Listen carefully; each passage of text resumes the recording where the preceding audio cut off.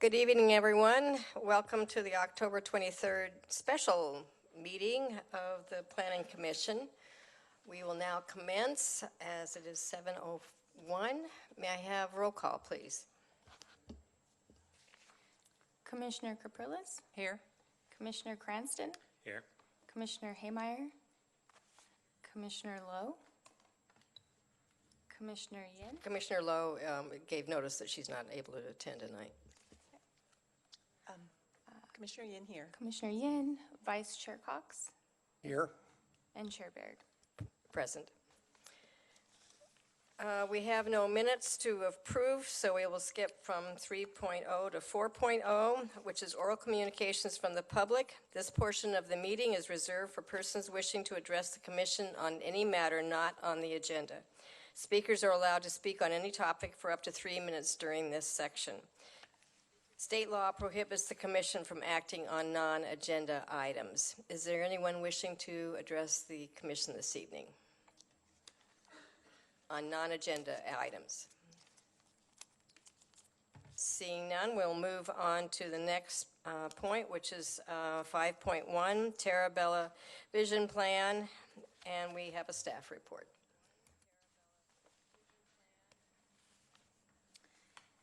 Good evening, Chair and members of the Commission. My name is Diana Pancholi, Senior Planner with the City's Planning Division. I have with me tonight our Advanced Planning Manager, Mr. Martin Alkire, and Eric Yurkovich, representing Ramey & Associates, our consultant on the Terabella Vision Plan project. So for tonight's meeting, staff is presenting the final version of the Terabella Vision Plan to the Planning Commission for approval, adoption, or other alternatives. A little bit of introduction to the project. The Terabella Vision Plan area is in the north of the city between US 101 and Middlefield on two sides of North Shoreline Boulevard along Terabella Avenue. It's a 104-acre project site with the existing general plan land use designation and zoning designation, which is purely industrial. The existing uses on site are predominantly office and R&D with some amount of environmental contamination towards the north along the west of Shoreline Boulevard. How we started this process, Council had been receiving a lot of development proposals in this area, and there was a lot of market demand for additional housing in the area as well. But when we did our 2030 general plan, which is the vision for the entire city, this area was not identified as a change area. At that point of time, Council directed staff to go and do a visioning process to understand what is the vision of the community and what is our appetite for development in this area. What can we really do? What is the public input? And that's how we started with the visioning process, which began in April 2018. This visioning process has been a targeted community outreach effort. As part of the process since April 2018, we have done 2 community meetings, 2 community workshops, 1 community meeting, several stakeholder interviews. We also came back to our Planning Commission and City Council during study sessions to get directions on key topics and inputs. And as towards the end of the process, tonight we are presenting it to the Planning Commission, and a City Council meeting is tentatively scheduled in November following this EPC recommendation. So what we did in this process is we received input from various stakeholders and community members and our decision makers on what is the vision for this area, where do we see this, what kind of development, what are the key considerations that we should be thinking about if we look at future developments in the area, what are the guiding principles which are actually driving the kind of demand that we might see or what we would like to see in the area. We also focused on what are some of the key development strategies that we should be thinking about when we review future developments. And in the end, another key aspect of the input we received was regarding what kind of land uses we want to see, how are they distributed, how does that attain what we want to see in the area, and also a little bit about building heights. So at the last study session meeting where we heard from City Council on some of the key topics, the main topic that we discussed was what's the preferred land use for this area. Based on EPC recommendation and with some additional modifications, City Council actually supported the lower intensity land use alternative, which was alternative 6. This included some further focus on better transitions along single-family residential neighborhoods and allowing up to 5-story residential along Middlefield Avenue towards west of Shoreline with some amount of transfer of development rights possibilities or possibility for expanding Crittenden Middle School along that area as well. So this is the revised land use vision plan, which is also included in the vision plan document as figure 3.1. This has been revised based on the input that we received at the last City Council meeting. Some of the other input that we received at that meeting were regarding development strategies that Council and EPC would like to see in the vision plan, which has been further clarified and has been identified in the vision plan document in Chapter 3 and Chapter 4. The next topic that staff discussed with City Council was regarding a need for a precise plan. Most of the City Council members agreed that we do need a precise plan for having more organized development in the Cherubella area.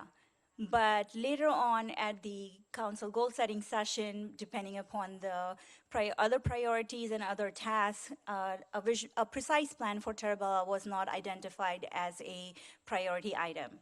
So we are not moving forward with the Cherubella precise plan at this point of time. But at the same study session meeting for Cherubella visioning, council did support an idea of master plan for the area west of Shoreline Boulevard, and that has been incorporated and further expanded in the vision plan that staff is presenting to you tonight. So before we dive into, what is the vision plan and what are the key aspects of it that we are presenting to you, I would just like to clarify some of the key questions that I've been receiving throughout the process, and maybe it will be helpful for our community, our decision makers, and development community as well. It is not a legislative change. A vision plan document is a guiding document. It is going to direct us, it's going to provide us guidelines on how to review, how to propose developments, and review them for future in this area. We're not changing any zoning. Your property's underlying zoning is not gonna change. We're not changing any general plan land use designation. As part of this visioning process, no technical studies have been done in terms of detailed transportation analysis, CEQA analysis. We have not done any of those studies. They'll be done as part of future master plan, precise plan, development review process. That is what this vision plan document is, and I'll dive further into that. So the vision plan really guides us through these 5 chapters. Chapter 1 is basically introduction and key considerations for this area.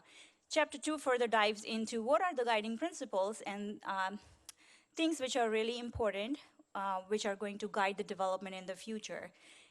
What kind of outreach efforts were done as part of this process, which guided us to these principles. Chapter 3 further defines what is the land use vision for the area based on the input that we have received so far, and what kind of development character that we would like to see or we encourage and require in future developments. Chapter 4 really talks about development principles and strategies for future development. These development strategies are focusing on, the underlying zoning is industrial, but if you want to come in for higher intensity development, a different land use type, you will need a zoning and a general plan modification. At that point of time, someone needs to look at these strategies and see, I have to do these kind of community benefits, these kind of strategies in order to come in for a project like that. So those are the key strategies, and I'll discuss them in further as well. And chapter 5 basically talks about transportation network vision for the area and some amount of street design concepts. So diving into the vision plan strategies, I think the key strategy that is or the biggest one that is coming out of this vision plan document is how are we going to implement it? And I think that has been a question in everyone's mind since we started this process. If you're not going to do a precise plan, then what is the legislative change? There's none. So how are you going to implement it? During the visioning process, we looked for parks, we looked for schools, we looked for amenities, we looked for better connections.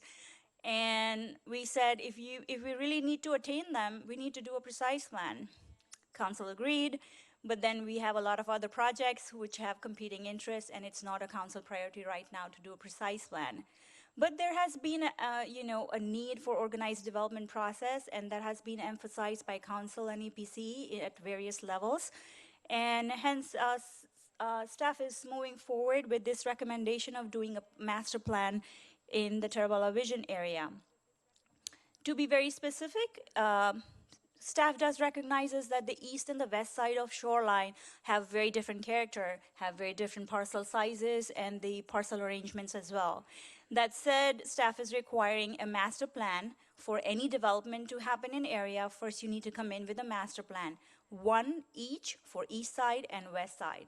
The way it has been proposed right now, we are not envisioning multiple master plans in each side.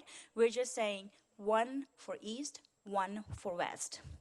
The vision plan further goes into the requirements of a master plan. What will be the minimum components that you need to put in when you come in with a master plan application? And what are some of the key development strategies that you should be focusing on?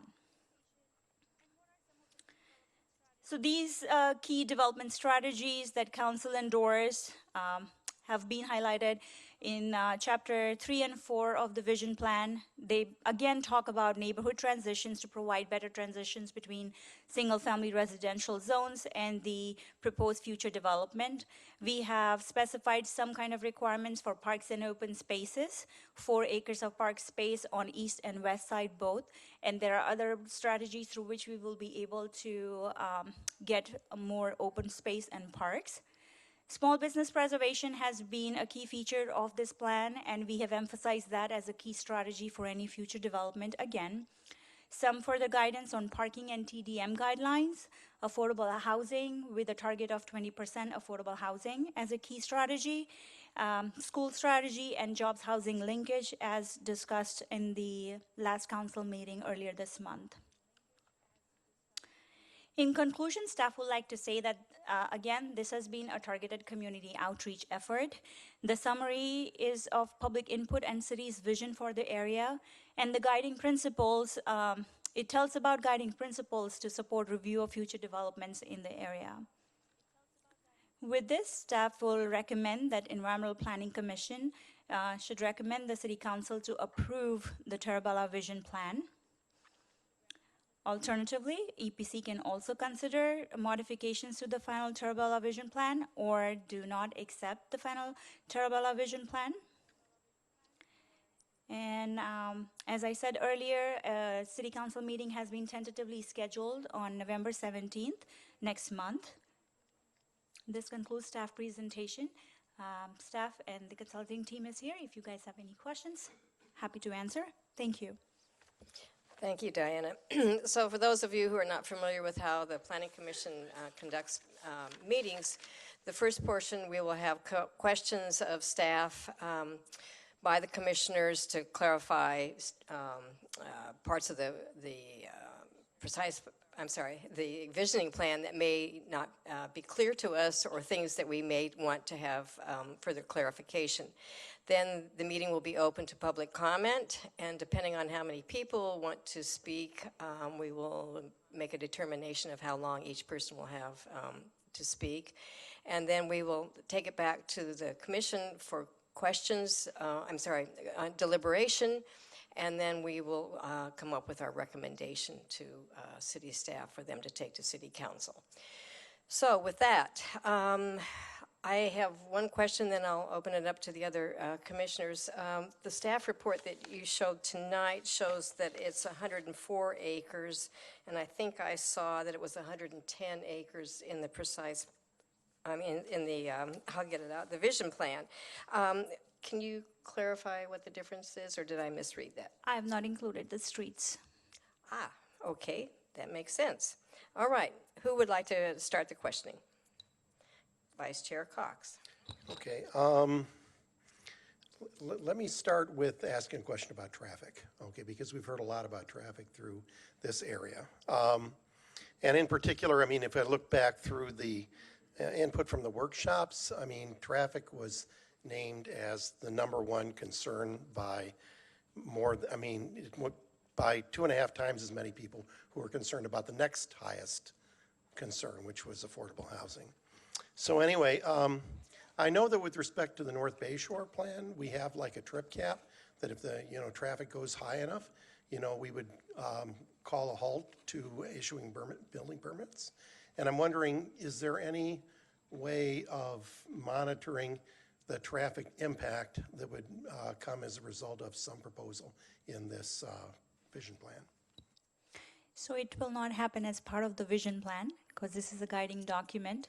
But when we will be reviewing individual projects, they will have a condition of approval for their TDM monitoring. And in addition to that, what the vision plan has done is that we have set our TDM goals in a way that employment generating uses should have no net new trips as compared to the existing conditions. And that is going to be again reviewed when we will receive a development proposal. At that point of time, we will be doing additional CEQA analysis, and traffic impact analysis will be part of that as well. Okay, so there would be like a CEQA review of each of the master plans on either side? They have to. And will we also include like level of service or similar analyses in there, or are we only going to look at vehicle miles traveled? I think at that point of time, we will be reviewing whatever will be requirement as per CEQA, unless we have been advised otherwise. Okay.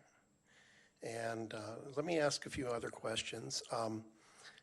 I want to understand the residential types on the east side of Terabella up against the existing Sterling Estates, single family residence. We've got like 3-story residential, and then we've got 5-story residential, and then we've got a street. So I'd like to understand a little bit more detail. How are people going to get in between the 3-story and 5-story residential?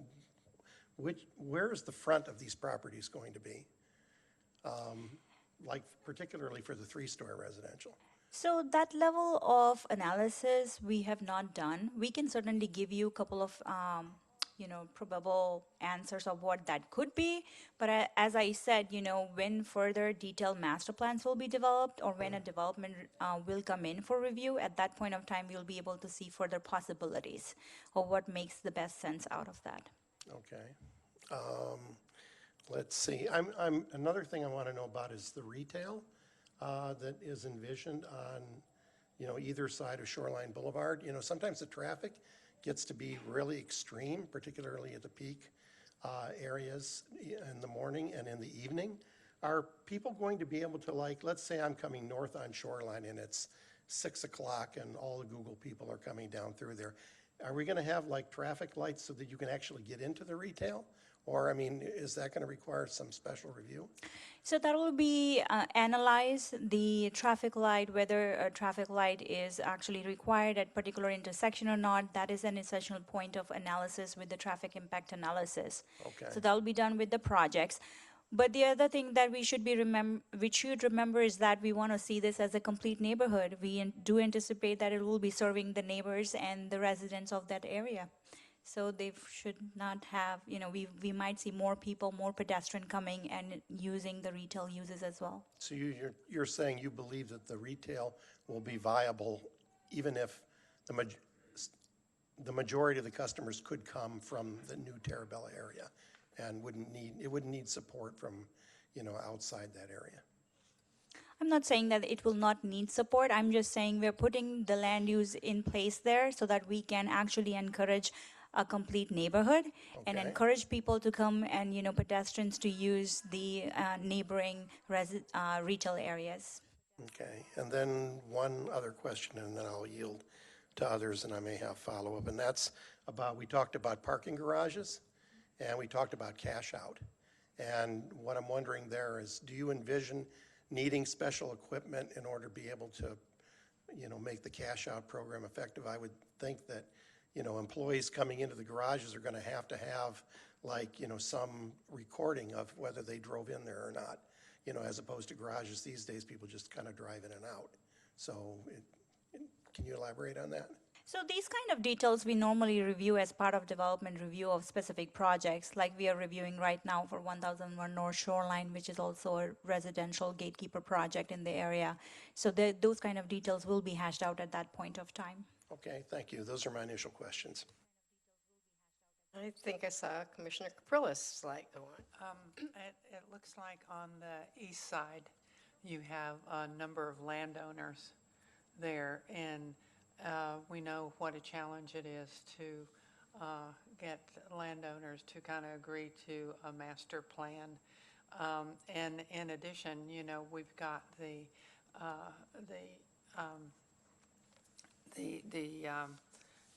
TCP issue in that area as well. So just don't know, how we're going to be able to work through that, because it's such a, it's a challenge. So how are we going to work through getting a master plan on that particular side with all those landowners? Staff definitely understands the challenges associated with, where we are asking people to come together and come in for a more united approach for development. But what I have on screen is, some of the guiding principles that we have selected. And as a planner, if I have to implement this and I have to decide who's going to put a park on their property, it is next to impossible for me to force anyone to do that. Unless they all come in collectively, we look at it at a higher level and we see these are the amenities, these are the things which are important to our community, and we need them.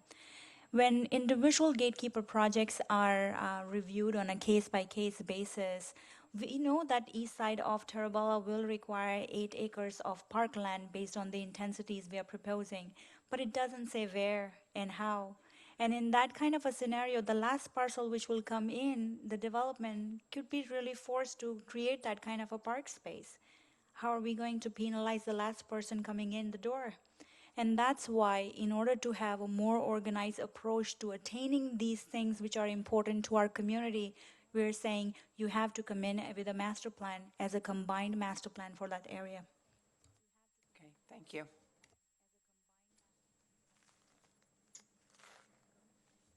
Okay. Commissioner Yin.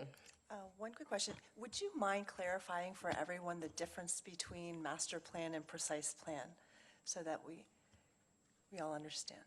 We don't have a very specific definition that is being adopted by the city. What are we going to call as a master plan or a precise plan or a specific plan? But what I would like to say is that, so far we have seen smaller master plans. A master plan or a precise plan or a specific plan is a tool with which we are going to have more in-depth analysis and detailed directions and requirements. It's not just a guideline, it's going to be a requirement of what's going to be planned where exactly, where you're going to have streets, where you're going to have connections, where you're going to have parks, which parcel is going to be developed with what kind of intensities, what kind of design guidelines are going to be implemented in those areas. What kind of development character are we going to see in each and every area of the development plan? And that is the main goal of creating a master plan. Precise plan, like what we were suggesting in our past meetings, could have been one single precise plan for the whole area. It's normally for a greater area, like we have seen for North Bayshore, East Wisman, El Camino Reals, and other precise plans that we have done. In this case, it's going to be for more smaller area, but it is still comparatively a bigger master plan than what we have seen in anywhere else in the city of Mountain View. Okay, thank you. So not less detail necessarily. Okay. Another question. Given your experience, and I'm not going to hold you to it, I don't think anyone will, do you foresee underground parking more so, given the soil contamination, versus structured parking, surface parking? So we did talk to a few professionals, and our question was mostly geared towards residential development possibilities in the contaminated areas. And the answer we got from from the state agencies was that it is not necessarily that we are going to say no to residential development, and even underground parking garages up to 30-foot excavation should be okay. There is possibility of underground parking garages. Okay, great, thank you. That's it for now. Commissioner Cranston. So I guess from what you're saying and what I read, standalone gatekeepers would not be permitted?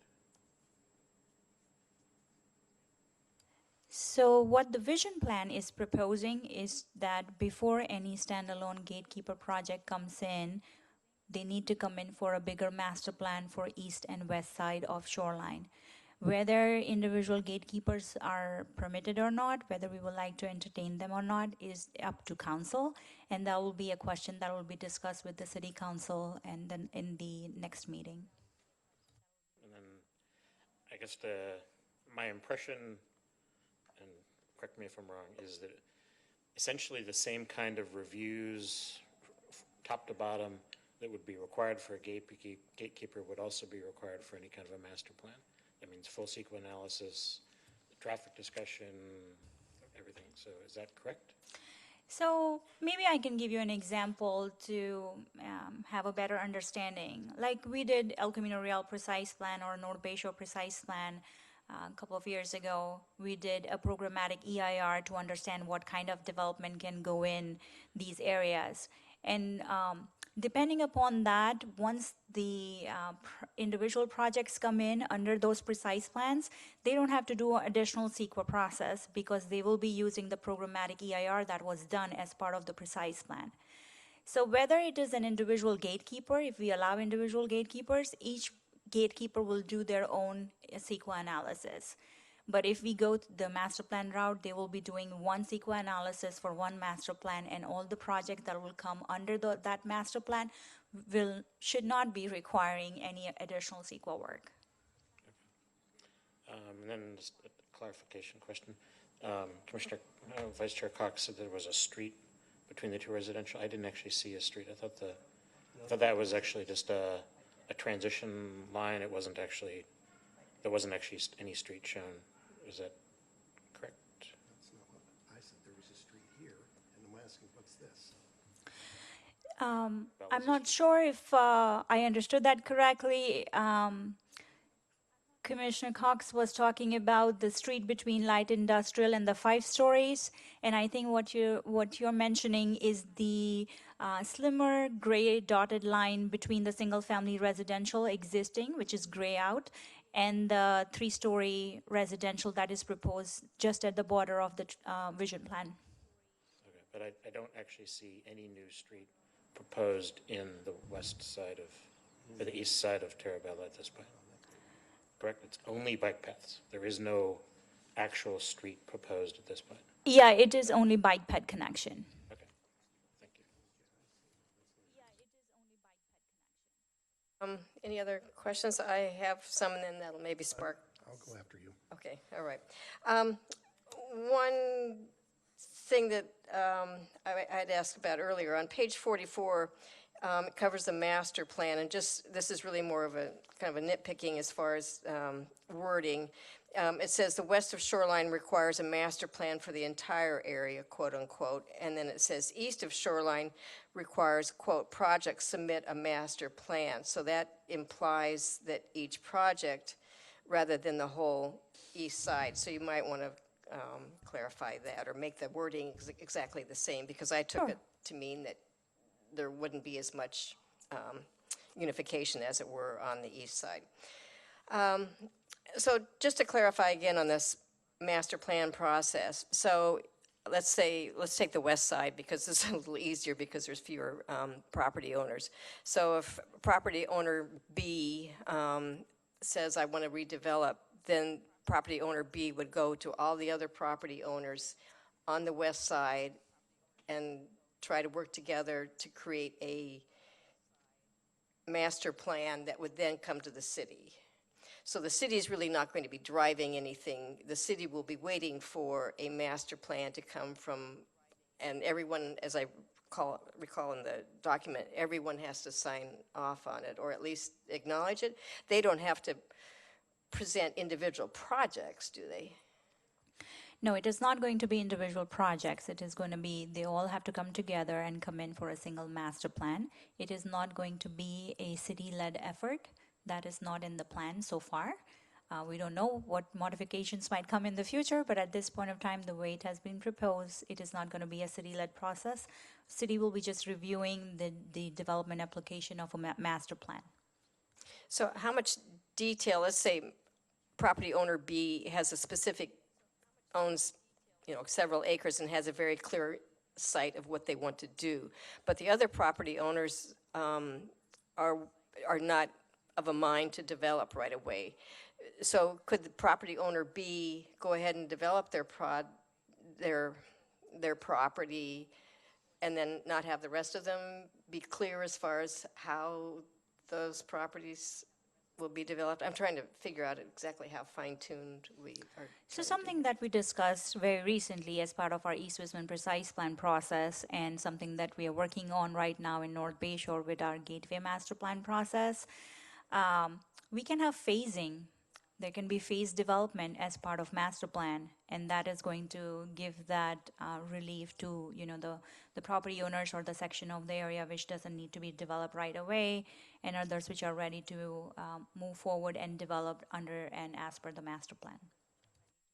Okay, so it's more that everyone just signs on and says, yes, we agree with what property owner B wants to do, in essence? Or They all have to come in together and know how we're going to plan this and have a bigger blueprint of the area. Okay, gives me the clarification. Thank you so much. On page 38, we talk about small business retention. How was that 5% metric decided? Actually, I'm sorry, that's on number 2 on page 36. So I would just like to reiterate that we have not done any kind of technical analysis as part of the visioning process. And the 5% metric that you are looking at here has been inspired from our East Wisman Precise Plan and the North Bayshore Precise Plan, which have been the guiding documents for a lot of the development strategies that we have proposed in the vision plan document here. Okay, so that could be amended or recommended something different? Yeah. Would that be something that this commission would be doing, or would that be something that council would be doing, or would that be done when a master plan is presented? So the way we look at the vision plan development guidelines and requirements is that this is our best foot forward in terms of the realistic possibility of development with these requirements. There's always a possibility of negotiation on for each and every development standards or requirements in the future when we review a master plan, whether we develop a precise plan or we review individual development through gatekeeper process. So this is the best that we thought is feasible based on our industry experience and what we feel is feasible in this area. It can definitely be increased. Again, it is a number that we will have to revisit and see if it's really feasible or not, and with what other alternatives. Okay, thank you. I have some more questions, but I'll let Vice Chair Cox go. Okay, thank you, Chair Baird. Okay, so just a reprise on the question I was asking for. Now that I understand that path between the residential and light industrial is not actually a street, so then it's fair to say that this vision plan on the east side doesn't envision adding any new public streets. Is that right? We are not envisioning anything at this point of time. When we will be reviewing the master plan, at that point of time, we will be having further details. Okay, yeah, my main concern is just that, I don't see in the diagram, access for people to get their cars in the garages. And so, but that's going to be talked about later, right? I mean, when a master plan comes up. Yeah, because this Okay. is a vision plan, we have not done technical analysis, All right. so we could not produce that. Okay, fair enough. Then let me ask another question about, I'm a little bit concerned also on the east side because there's a number of, very small landowners over there, even people who own single-family homes.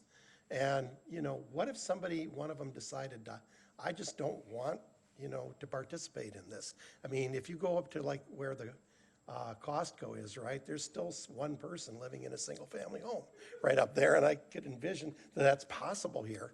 So, I mean, is it like, could it be then that somebody might say, well, we weren't able to assemble, but I want to do the north side of Terabella on the east side, or just the south side, or what, or would it be okay if just one single-family home opts out?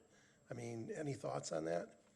Those are all good possibilities, and they are realistic possibilities as well. It depends upon what is the stance that City Council wants to take for development in the area. Okay. And, whether we want to achieve all these goals that we have put in the document or not.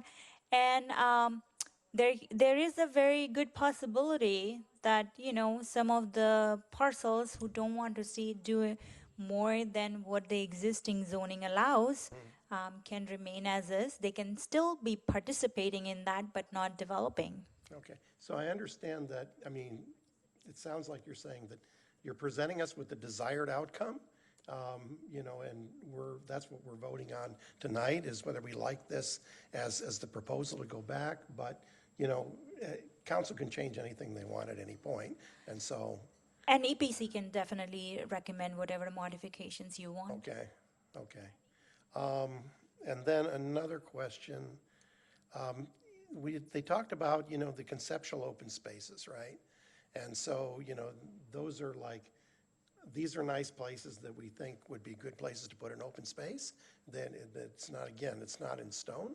But one concern I had was that the document said that it's possible to substitute community benefits for open space. And I guess I'd like some assurance that it doesn't mean that you could substitute community benefits for all open space, because I didn't see the language in there. I mean, would it be possible for the EPC to recommend at least a minimum? So the way the vision plan envisions this, and I would like to answer this in two parts actually. The first is the way the vision plan envisions is that, depending upon the kind of intensities that we are anticipating in this area based on our non-technical vision plan, we will need around 16 acres of open space throughout this whole vision plan area.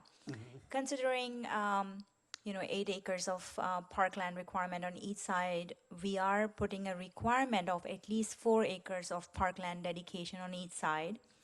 We do anticipate that, based on the last council meeting and a couple of past projects, we are looking at a lot of new private development with publicly accessible but privately maintained open spaces. That will be another means of getting additional open space. Then some of the open space can be shared with the schools, and some of the open space requirement will be met by the in lieu fee payment, which can then be developed into an open space by city itself. Okay. So these are different measures. It is not that one is going to substitute the other. We're putting that, based on the development that we envision, 4 acres is a minimum requirement as a parkland dedication on each side. Okay. And this is exactly why staff feels that we need to have a more organized approach to make sure we get those parks, and we're saying we should do a master plan. Okay. Thank you very much. Commissioner Cranston. I just want to make sure that I'm fully understanding this. So there is no change in zoning. There's no legislative component to this. So while this may be what we think is a great idea right now, any and all development requires a gatekeeper or a master plan at council's decision, no matter what. And because there's no actual zoning change or legislative component, this could be completely ignored in those processes without any clear recourse, correct? Yes, you're correct in that. It is a guiding document. But this process and this project has been initiated because that was the council's decision to see what can we develop in this area. And if we have put in so much effort into this, we want to make sure that we do respect the kind of input we have received. The way we envision using this document is that if I'm a developer, I'm going to say, okay, this is the most recent expectation from the city. This has been endorsed by the city council and the EPC, by the community. This is where I start. There will definitely be negotiations unless we create a precise plan and change the zoning. But unless we do that, when someone is going to come in with their development proposal, this is the baseline where they should be starting. If, certain things can be replaced, certain development standards can be replaced, but the city council will have to actually endorse it and support it, and based on that, it can be changed. When city staff will be assisting someone to say what kind of development can be proposed here or what will be more feasible and supported by council, this is the document which we are going to show and say, this is where you should start. Any other questions? Commissioner Yin. I know that we've approved a lot of projects in recent past, and a lot of them require very robust TDMs. Have there been any projects that have been developed and we've had enough time where we see that follow through and can get any data back? Or is that something that's so new that we don't have enough information? We do have projects which have been approved, such as the Samsung project, which was approved back in the day with 20% TDM requirement. There are projects with which we can come in. There might not be too much history on that, but whatever data we have, we can do an effort on collecting them. And maybe there will be a bigger requirement once we do a TDM ordinance. Yeah, just to echo what Diana said, the Planning Division is going to begin work on a citywide TDM ordinance in early 2020. That's part of the EPC work plan. So, it's very realistic that, the TDM ordinance will guide this more. Okay, great, thank you. Okay, I have a couple more questions as well. On page 43, it says regarding the traffic, no net new trips compared to today's baseline. How, when, and where will this be measured? So when someone will come in for a development proposal, whether through master plan or an individual project, if that's what city council allows, at that point of time, they will have to do CEQA analysis, which will include traffic impact analysis, and that will be the baseline at that point of time. And have there been any plans submitted to the city for review, either gatekeeper or standard procedure projects? I know we have some small office buildings that we've looked at. Are there any other projects that are in? So at this point of time, the only project under entitlement process is that I'm aware of, which is of considerable nature, is the residential gatekeeper at 1001 North Shoreline, at the intersection of Turbella and Shoreline Boulevard towards the northeast quadrant of this precise plan area. That is under review right now. It's a gatekeeper project, and staff is working on that. Okay. Since it's a vision plan and visual appearance of buildings could be construed as being part of the vision plan, but was not charged as far as a question to the community. Can the Planning Commission recommend that we encourage certain appearances or architectural styling, and how would we go about doing that without creating yet another hurdle? That is not scope of the vision plan at this point of time. The key consideration that we have asked so far in the vision is, what kind of development in terms of land uses and intensities, what are the key features in terms of amenities and stuff which are important to us. Architectural styles are completely different. The recent precise plans that we have developed, whether it was North Bay Shore, East Westmont, San Antonio, We do have some design guidelines and some discussion about that, but architectural styles, we have not developed them in full-fledged precise plans either. So that is a totally different task and outside the scope of this vision plan task. One last question. On the map here, the potential school site dedication is on the quadrant, Middlefield and Terabella. I sort of recall other maps where the little bump out at the top, directly north of that, on the other end of the Crittenden School, was also discussed. Can you explain how how we came up with this property rather than the one that was the little bump out up at the top? So far it has been just possibilities. We don't know where exactly that's going to be. Discussing with EPC and City Council, there has been a lot of talk about expansion of Crittenden Middle School, which is exactly next, adjacent to the parcel which has been shown on the map right here. And that has been the basic guiding consideration for that. Okay, and then one last question on parking. On page 36, regarding parking being counted in FAR on residential and not being counted for commercial. I know we're exploring that in other precise plans.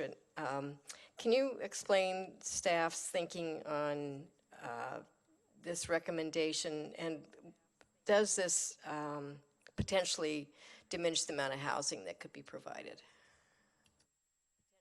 Our intent is not to diminish the amount of housing that can be provided, but certainly what we have practiced so far is that, when we have an office development, we are not accounting the parking square footage in it, but when we are having a residential development, we do account the parking square footage in it. And I think that's how we're going to move forward with that. Any other questions for staff? Okay, let me look one more time. I think that was all the questions I had. So at this point, we will have questions from the members participating in the audience. Can I see a show of hands, please, for how many people want to speak? Okay, 1, 2, 3, 4, 5, 6, 7, 8, 9, 10. Okay, we will limit to 3 minutes, which is our standard. So make sure you fill out a card, and remember to announce your name when you begin to speak so we know to whom we are listening. So can I have a queue line up over there? And again, make sure you fill out the cards.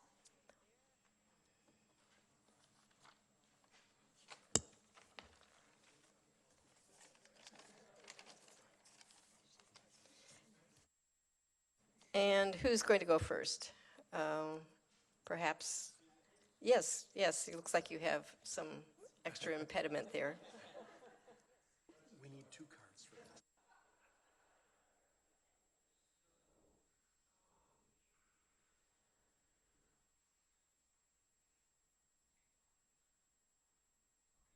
Her first public appearance on television, I bet, right?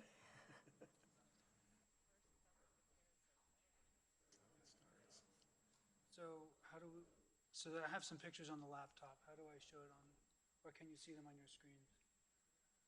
Okay, there, yeah. So these are some models. Into the speaker because then we can Yeah. record So you my name is better. Rick Spillane. I live on San Pablo Drive, and I would be on the eastern side of Terabella. So these are some models that our neighborhood, with Albert's help, built to visualize what it would look like with the current 45-foot setbacks that have been proposed in the current vision plan. So there you see a 3-story house, 45 feet from the property border of the current existing single-family residence. And as you can see, it's still quite intrusive, even with a 45-foot setback. This is the view from rooftop view. you can see basically what the single-family residence would look like on the other side. And this is what it looks like from the viewpoint of the person in the single-family residence and what their view would be after the three-story building were constructed.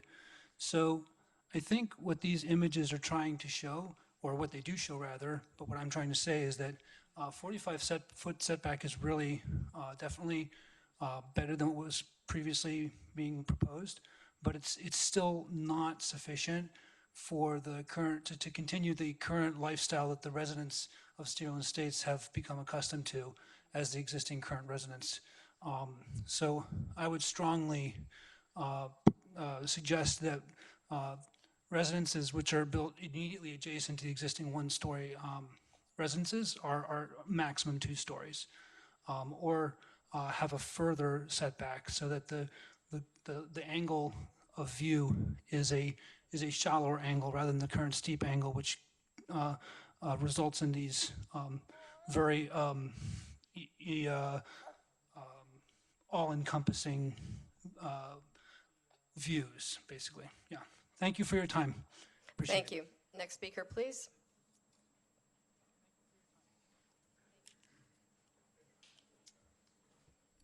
Hi, I'm Nancy Weed. I live at the townhomes at Linda Vista in Middlefield. Your vision is going to be my nightmare unless you reduce proposed density and heights, improve transitions, increase parking, add a Linda Vista at Middlefield traffic signal, which Albert Jeans will demonstrate is necessary, and greatly reduce the 7-story building on Shoreline that extends behind 2-story townhomes. With your knowledge of the current plan, what would you tell a friend considering buying in this area? You'd say, stay far away. That it will be extremely difficult to leave the area at peak morning hours as drivers are unable to exit onto congested Shoreline and Middlefield. That they'll be stuck in long Linda Vista and Terabella backups. That it will look and feel like San Antonio, and who wants to live like that? That there will be insufficient parking for themselves and their friends won't visit because all visitor and street parking will be taken. That the 2nd-story views in existing townhomes will go from trees and sky to 3, 5, and 7-story buildings, with a 7-story building towering over some. That if they are old or disabled or might be either someday, that they will be unable to hire the help they need because no one is willing to deal with the traffic and the parking. And don't count on the retail happening. It's already possibly disappearing at 1001 Shoreline because it generates too many trips and the neighbors alone can't support it. Because of this, our real estate values will decline. Sadly, unlike your friend, we cannot stay far away or even leave because you've chosen to create high-density housing and extreme parking and traffic problems in an area with some of the lowest priced real estate. We can't sell for enough to replicate our current lifestyle elsewhere. We're neither wealthy enough to have a choice to leave the area, nor apparently wealthy enough to have an adequate voice in making it livable. Prove me wrong, that we do have a voice, that you are listening. Do not pass this plan. Incorporate the well-thought-out changes presented by my neighbors tonight. Thank you. Thank you. Next speaker, please.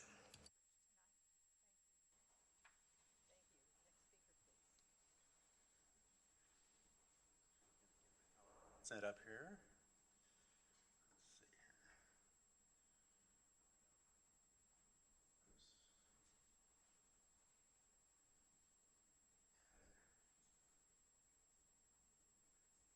Okay, there we go.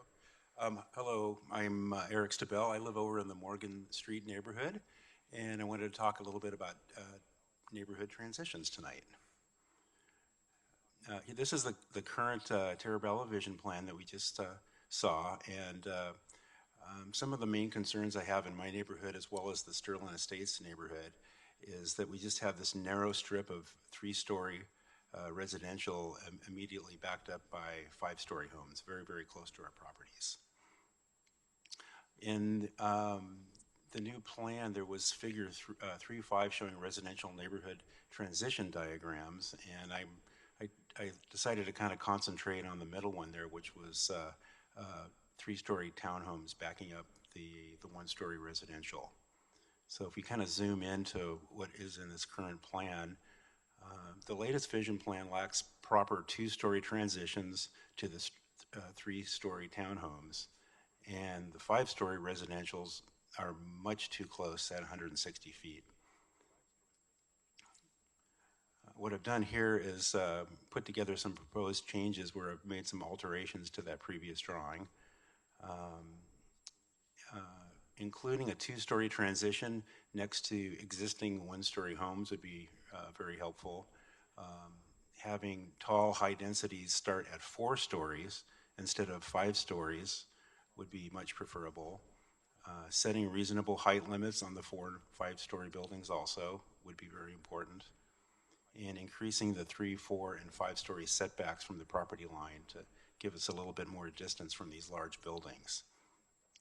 And as you can see here, I've left the initial 40-foot setback as is, and then included the next 40 feet as a 2-story before it goes up to a 3-story, which really allows us to see more sun and sky. The modest addition of a 2-story transition provides substantial added privacy and more sunlight for our gardens and our solar panels. Following the 3-story townhomes, changing the next transition from 5 stories to 4 stories will help limit taller buildings from looming over our existing neighborhoods, not to mention improving sunlight to the townhomes. With a variety of building types on both sides of the Terabella border, please make similar considerations of setbacks and building heights for all the residents living around the transition zone. Thank you. Thank you. Next speaker, please.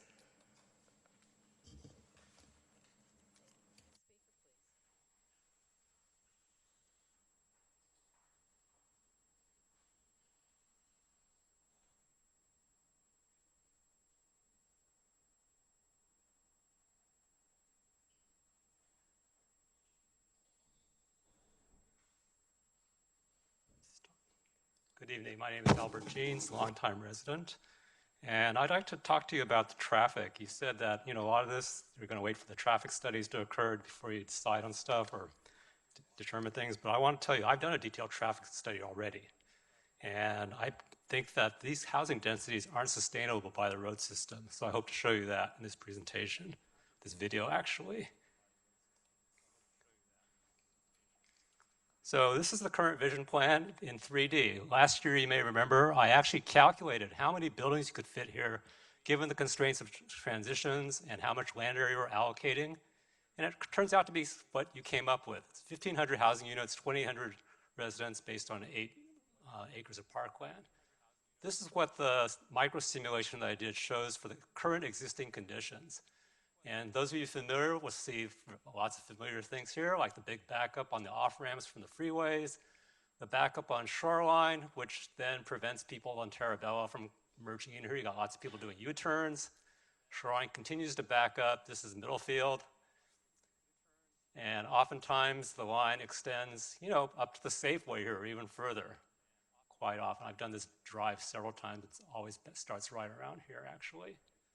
So that gave me a lot of confidence that this model, which was based on actual traffic data for 1001's traffic impact analysis. Okay, this shows the improvement that's going to be coming someday, hopefully soon. The 101-85 off-ramp realignment. It helps a lot. I was surprised. I was actually dubious, and that's why I modeled this, but it works wonders. It removes that impediment on the other side of Bayshore, so everything here on this side flows freely.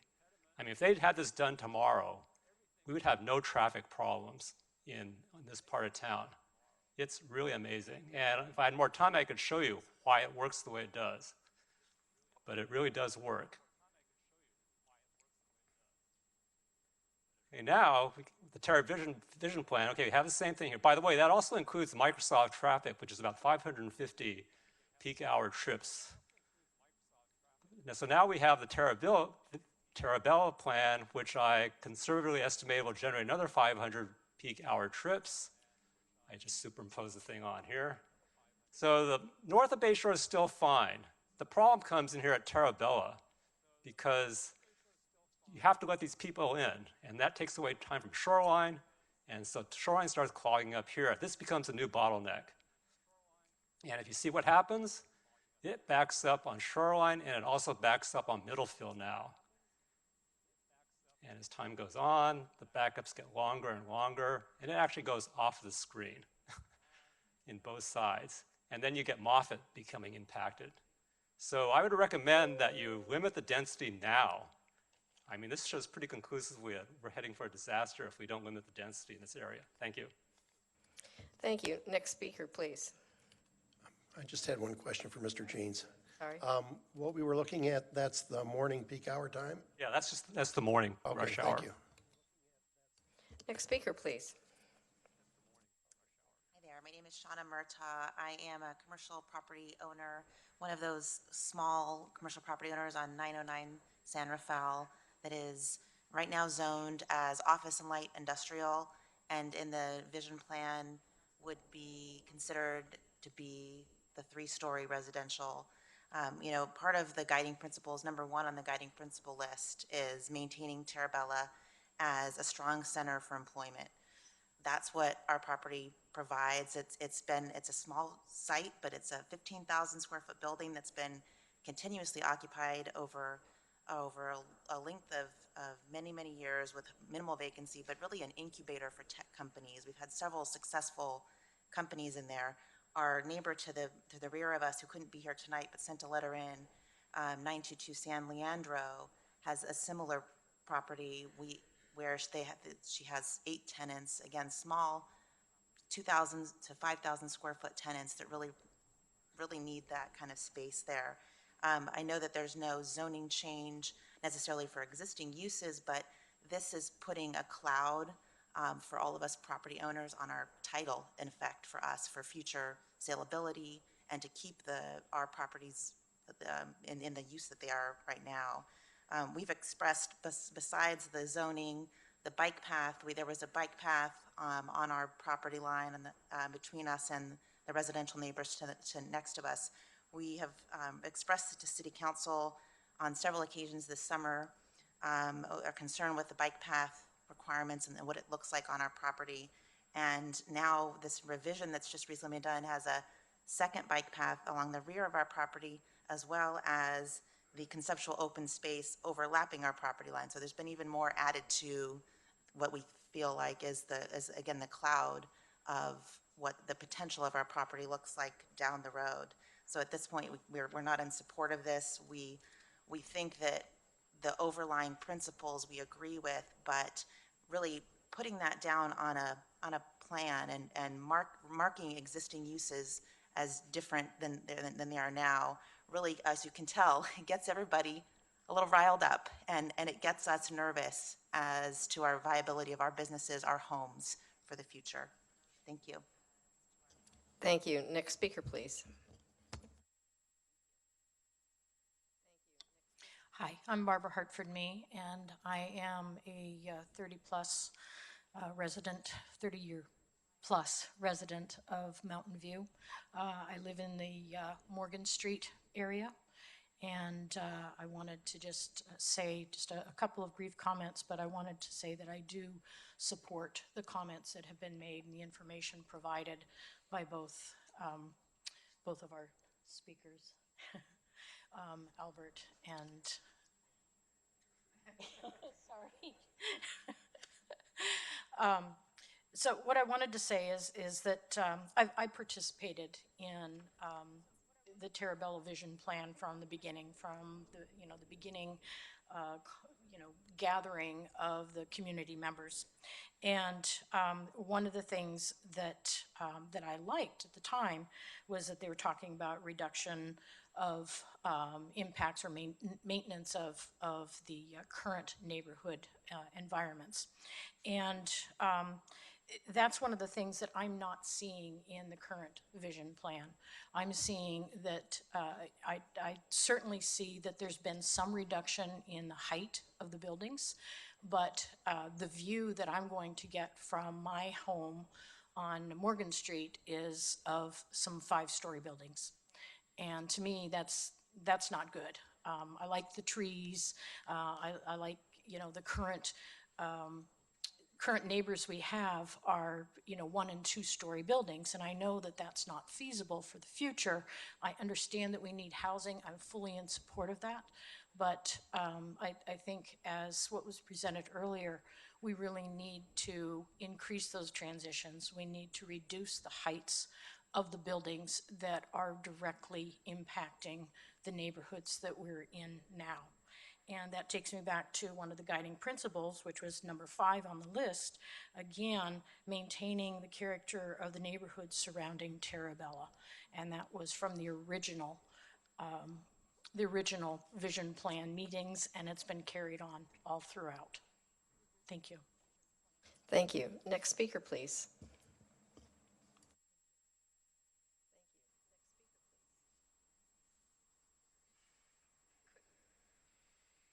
Nervous when it's like that. Hello, sorry. I'm Kati. I live on. Can you please speak into the Yes. speaker? Thank you. Okay. You start again with your name, please. My name is Kati, and I live on San Pablo Drive. Just right there. Okay. I'll read because I'm so nervous. So, okay. At the beginning, I was really excited about the Terabella vision. I wanted to see what kind of amenities or ideas will be presented. There is so much that can be added to Mountain View to make it amazing. In my dream, I'm a parent, so I thought maybe they will suggest sports facilities for kids after school, maybe a public pool or a park, perhaps some restaurants or produce stores, basically anything that can benefit the existing residents as well as the rest of Mountain View. And the bonus will be walking distance at the same time. Well, all I saw was more homes and more office buildings. The higher, the better. The more dense, the better. Let's ignore recycling center and place homes on top of it and more homes around it and show everyone how many we can fit in this overlooked area. After feedback from the community, the guidelines were developed and they sound great.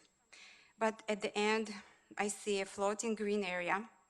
Not today, but there was a floating green somewhere park, some kind of park, and a gradual transition to a very dense development. There is no creativity or anything special to make me want to get behind this. All I'm asking is, before you approve anything, please ask yourself, is this something I want next to my house? This is my home. I can get up and move. This is where I live. This is going to be directly behind my backyard. Please, we would like to see a more realistic vision where the beautiful guidelines are applied and not just words on paper, and where the existing facilities or offices that are there to stay are being incorporated in the vision to show the space that is left there to work with. Thank you. Oh, I have another minute. Thank you. Thank you so much. Next speaker, please.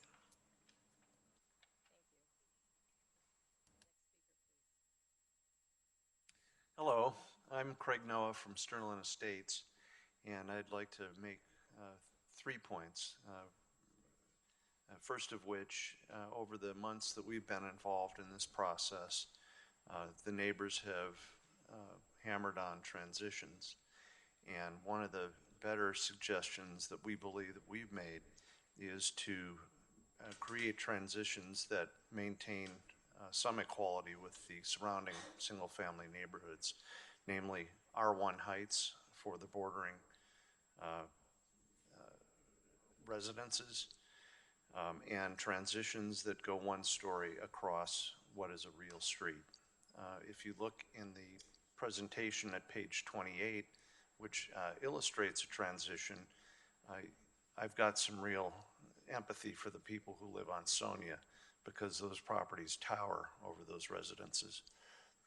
The second point I'd like to make is that there's been a lot of consideration for the single-family homes, but Nancy pointed out that the Stanton Place condominiums are going to be adjacent to what appears to be a 5-story building. That's a 3-story transition, and we would certainly like to see something more in keeping with what we've been talking about as reasonable transitions. And the final point I'd like to make is that if I were a retail business owner, I'm not sure that I would like to have my business frontage on Shoreline. Albert's traffic studies haven't taken into account the addition of the bus lane. And from what we understand, turning from across Shoreline to buildings on the opposite side of traffic will be impeded, or if not forbidden. And so that puts a traffic circulation problem in, and that routing puts, if you want, for example, to go to a business on the southbound side of Shoreline between Terabella, excuse me, and Middlefield, you would need to make a U-turn. And that puts you cutting through the Sterling Estates neighborhood or going well into another location where you can make a U-turn. It may be better to locate mixed-use retail along Middlefield on the west side, which would give perhaps better traffic flow and better access to the residents, the retail, and give some hope for the retailers to be able to make good income. Thank you very much. Thank you. Next speaker, please.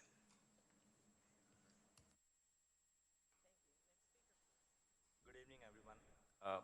I'm Vishal. I live in Stanton Place community on Linda Vista and Middlefield. For someone like me who moved to Mountain View in the last 2 years, I was always impressed by Mountain View because it has a character of a cozy and a quaint town. And I think this plan really challenges that character and the idea of Mountain View.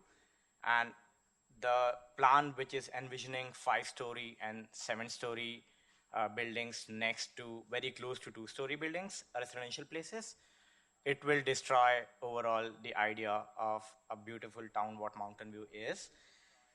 And I think I'm all in for more housing. We definitely need that, but I think we should come up with a better and a smoother transition. I live in Stanton Place, and I totally echo what Nancy and Craig mentioned. It will be a nightmare to see a 5-story building right behind us, and definitely that's not a very good sight. I'm sure none of you would like that. Also, I'm very concerned with the amount of greenery and the trees removal that this plan would impact. So I think we should make this plan in accordance with, so that we have sufficient greenery also remain intact. At the same time, we plan to also, if at any places where we plan to remove the trees, we make sure we have sufficient replacement trees planted. And also, I'm not very much in favor of more businesses coming on Shoreline and thriving, because already going on Shoreline in peak office time, like that is something I would probably not even tell my enemies to do that. Like that is a very, very bad idea, and I don't know if that could be something that could be more pleasant in the coming days than what it is right now. And with more retail businesses coming, that's probably just gonna get worse.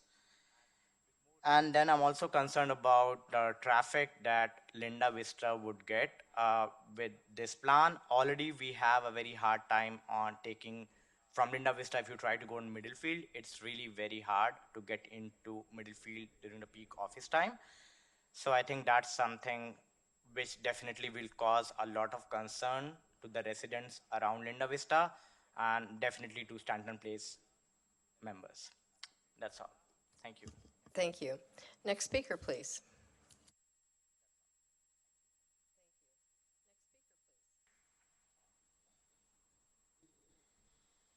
Good evening. My name is Debbie Chin. First, thank you to everyone, Diana's team and the council, for all your consideration that you've already given on Terabella. I know there's been reworking, and I feel like we're definitely moving in the right direction in a lot of areas.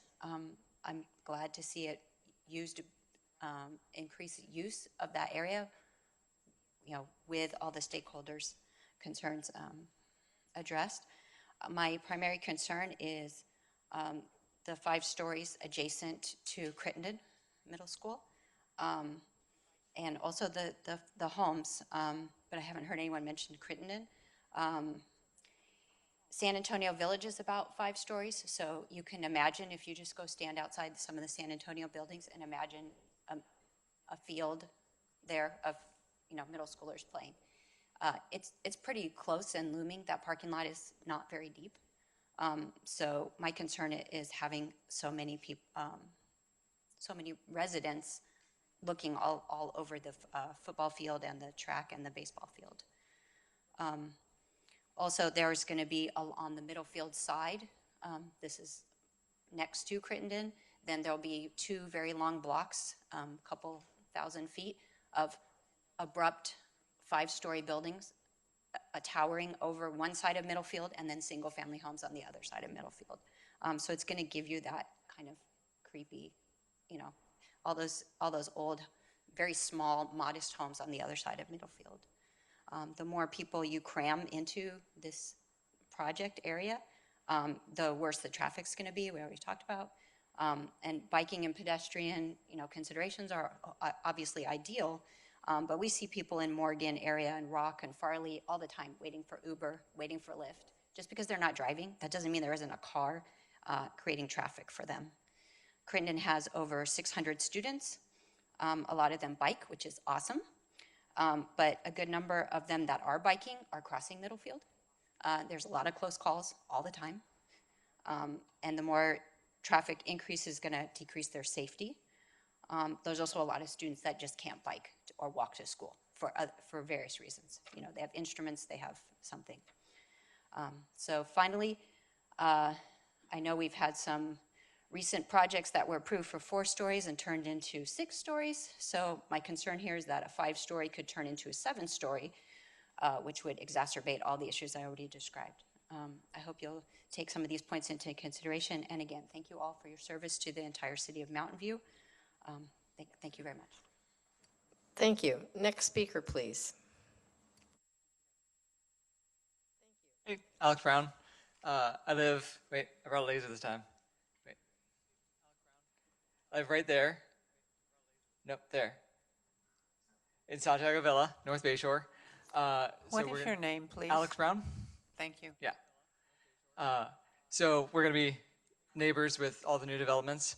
And I have concerns, I share the traffic concerns with Albert and some of these guys, but I think that that's something that can be solved, that can be accounted for by being more holistic and considering street changes in this plan, especially something like finding a way to have a bike ped crossing from Macon to San Rafael underneath the 101. I think that would be nice. I also wish that we had more ground floor retail in. Laser out again. Can you go back to the slide that has the map? Okay. Got to get some good use of this. Like right here, it'd be nice if there were ground floor retail that were walkable, that wasn't surrounding shoreline, which is not a pedestrian-friendly or street crossing-friendly area. This is something I could see myself walking down to or biking down to get to, and I would love for there to be a district that we could travel to take advantage of, given both the existing residents up there and the future residents with all the new housing that hopefully will be coming in soon. What else? Oh yeah, and just in general, I appreciate everyone coming out to advocate for the community and to speak up, get engaged in city politics. I don't think that it's right that existing residents should be able to prevent future residents who will be living there. They will be your neighbors. They're people who need housing, and we all need a place to live, to call home. And just because you got somewhere first doesn't give you the right to pull up the ladder behind you and prevent any future development in an area or to limit the potential for it. Building something that is underutilizing the land prevents it from being developed in the future, that for years.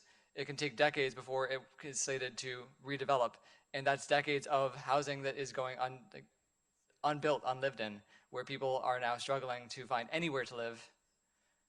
Thank you. Thank you. Next speaker, please. Hi, Patrick Neshleba, 15-year Mountain View resident. I live in the Morgan Street area, just north of this. First of all, I just want to say I agree with the comments that were made by my neighbors already about building sizes and heights and density in the area, and very much appreciate and support them. Just have a couple comments to add. First of all, a minor technical note. I know that you said that you wouldn't be doing technical studies at this point, but we recently remodeled our house and did a soil study and found groundwater 8 feet below the ground in the Morgan Street area. So if we're going to make comments like 30-foot parking garages, I think we need to be a little bit more informed when we start assuming that there's enough parking density with this density development. And I would encourage you to look for that level of detail. Second, great to see the support for additional school space in the area, but we want to consider that schools, there's already a lot of kids crossing the street in Middlefield. We have had accidents, and I support what Debbie said already about the increased density, really needing more study and the impact it may have to student safety. Finally, just one point that I think hasn't been made yet is I think one thing this vision plan isn't doing is taking into account the other vision plans around it. If you look at the Morgan and Spring Street area on this map and you take into account the North Bay Shore planning that's underway and the high density, high height residential office areas that are in this plan, you're effectively creating a neighborhood that's walled off on 3 sides by tall buildings. So we're going from, moving to Mountain View, where we have lovely views of the mountain, to a world where in 5 to 10 years, we'll have no views of the mountains in that area.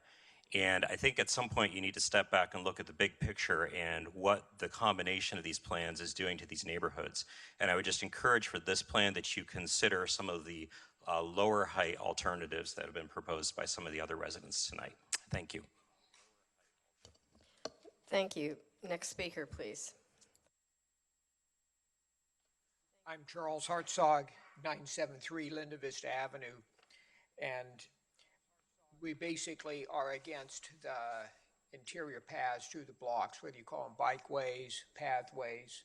We're generally against that, so please do not do that. Thank you. All right. Is there anyone else wishing to address the commission? Seeing none, we will bring it back for our maybe additional questions based on what we heard and deliberation. So can I see a red button from someone, please? Vice Chair Cox. Yeah, I'm going to start with some follow-up questions based on the testimony that I've heard. Okay, so, in one sense, I heard Ms. Piccoli say, no new net trips, and I'm trying to understand exactly what that means.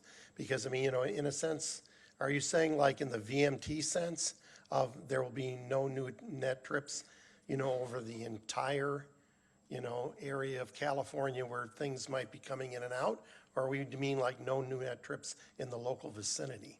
Because, that's, people are going to experience what happens in the local vicinity. That's still an important consideration, even if our major metric is VMT. The vision plan purview is the vision plan area. Note net new trips in the vision plan area, Okay. the entire area. Okay. So another question is, I'm trying to understand, one of the gentlemen sent us, showed us diagrams, with a different vision of the residential that was up against Sterling Estates. How wide are those strips? Is that envisioned to be like one row, or is there room for 2 rows there, or do you have a sense of that? You mean 2 rows of trees? Well, no, 2 rows of homes. Because if you step from, like 2 stories to 3 stories to 4 stories to 5 stories, how much width do we really have there, I guess is what I'm trying to get a sense of. So at this point of time, we do not have a clear sense on that. That will depend upon when we get like a master plan or a detailed development proposal and see how people will like to actually collect the parcels and rearrange the parcels and put a development proposal up there. And that will be a correct time when we can negotiate the amount of setbacks we want to see, what kind of height transitions that we want to see, and step backs that we want to see, like we have seen in some of the projects right here, like the Middens project. Okay. And then another question. I had sent in a question with several others ahead of time asking about tree screening. And in particular, I mean, you know, because they had said in the plan that, you know, medium to large trees might be used as screening.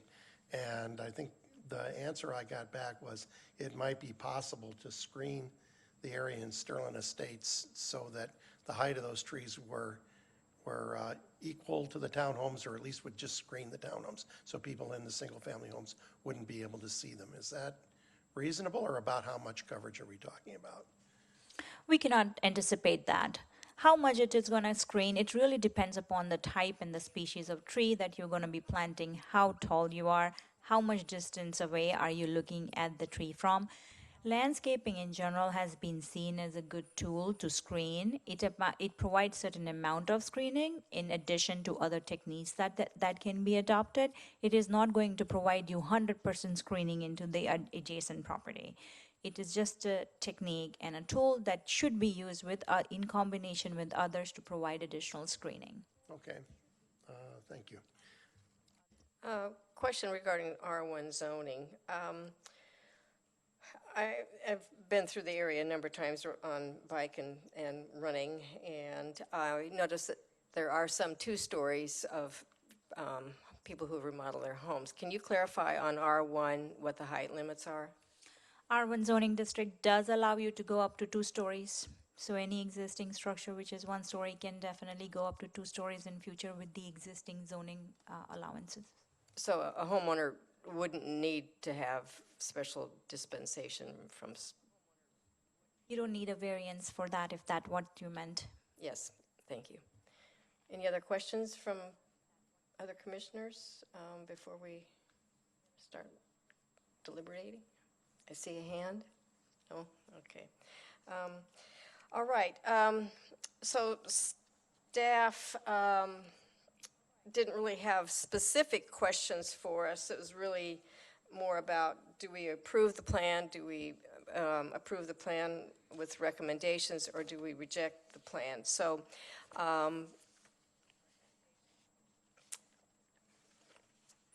we can choose to do this in a variety of different ways. We can either go by chapter and see if there's anything that we want to review or suggest.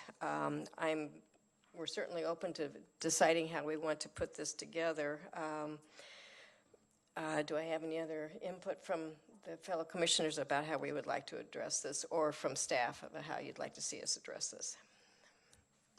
Vice Chair. Well, I would like us, if we could, to start with specific concerns. Because, I mean, we heard a lot of specific concerns from the testimony, and I think it would be nice if we could, you know, just talk through some of those before we, you know, do a final up and down vote, because we may want to make amendments. Okay. One more question I do have for staff. There was some concern about some of the existing light industrial buildings, that there was concern that the property might be diminished. And I know this may be hard for staff to answer. Can you clarify whether the property values would be diminished if the visioning plan were to be passed? I definitely can comment on that aspect. City Attorney, is there any diminution, or do we know of anyone's property values? No, I mean, we also don't have anything further to provide at this time on that. Okay, all right, thank you. Okay, so I heard Vice Chair suggest that we start with the concerns, which I think primarily concern the height and the setback. Is that what you're thinking about, Vice? Yeah, I also want to talk about traffic. Okay, and I see Commissioner Cranston's head shaking, so. My concerns would not be put into that category that you described, so. Okay, so let's figure out how we're going to do this. So again, we can either go by chapter, or we can follow, and within those chapters we can discuss the concerns that we heard from the testimony, or we can go just address height, setbacks, and traffic. Vice Chair. I think each commissioner should have the opportunity to state what his concerns are. And, you know, I would recommend you making up a list of them, and then we can go down through them. Okay, so I'm Commissioner Capriles. What has been a constant is the height and the transition of height to, you know, the residences. And I think that's, you know, certainly something we need to look at. I think there is an impact on the small businesses that are there, and they want to make sure that they're, you know, that the guidelines are not going to negatively impact the smaller spaces that they have, so they can continue to generate revenue. I think the other thing, ICOS, that we have heard is the traffic impact, and I think that we need to look at this vision plan as it isn't a precise plan, it's guidelines.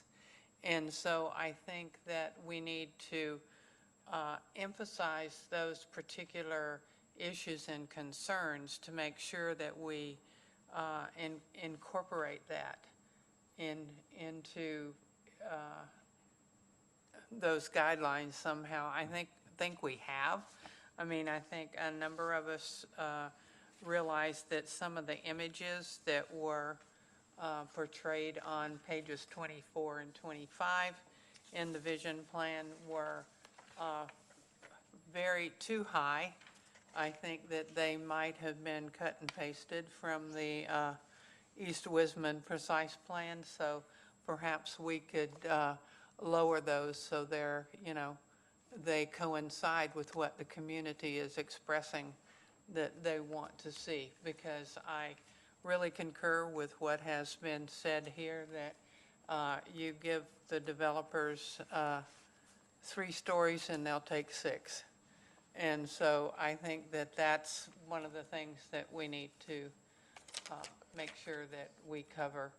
And if I've missed anything, appreciate their commissioners chiming in so we can make a complete list. But, you know, that essentially is, you know, what I'm hearing.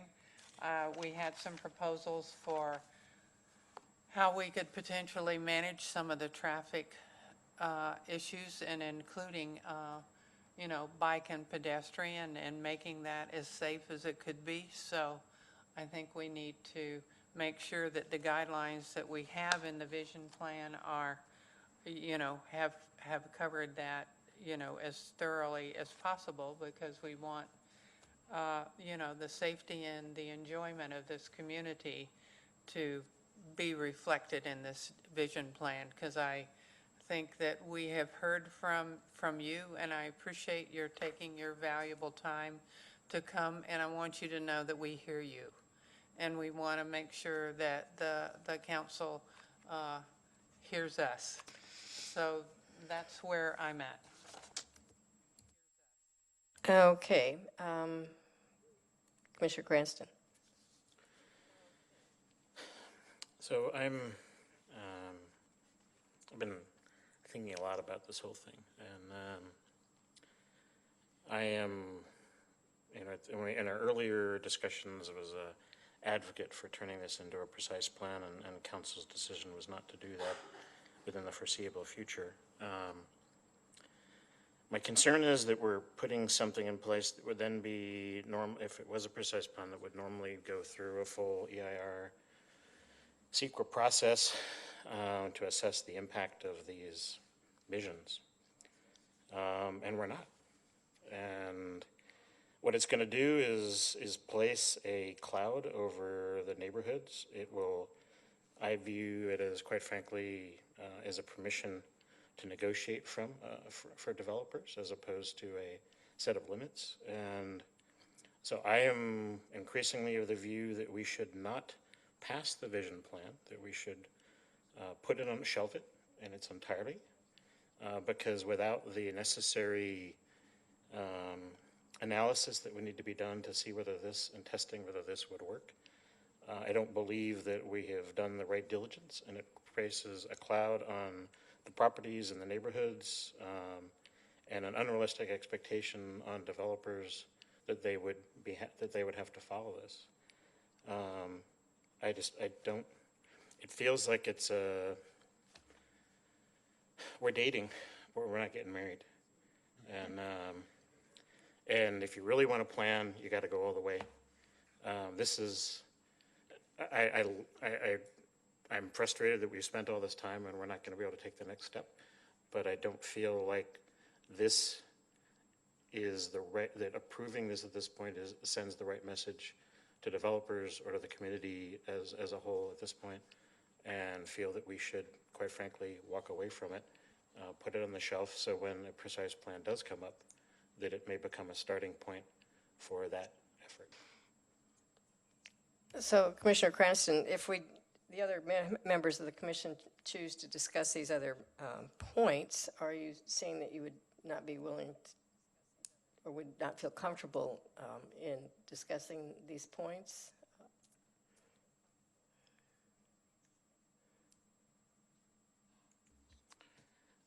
I mean, I can provide my comments. I don't. Yeah, well, we would like to have your comments. So, okay, Commissioner Yan, do you have any thoughts? I understand where Commissioner Cranston is coming from. I also know that citywide there's a need for the housing, so I'm a little torn. I would like to address some of the concerns that the neighborhoods have, and at the same time try to move forward the vision. Because it's not very detailed, it's going to take time to get there. That just drags out the whole process for getting the housing that we do need. So I'm not going to put a full stop on this. I just feel like there should be discussion as to how to move forward. Whether or not it moves forward is still up in the air, given that we need master planning, and then all the property owners need to come together to have this more detailed vision, and then from there, then they negotiate with the city, so on and so forth. So I am for having a discussion on how to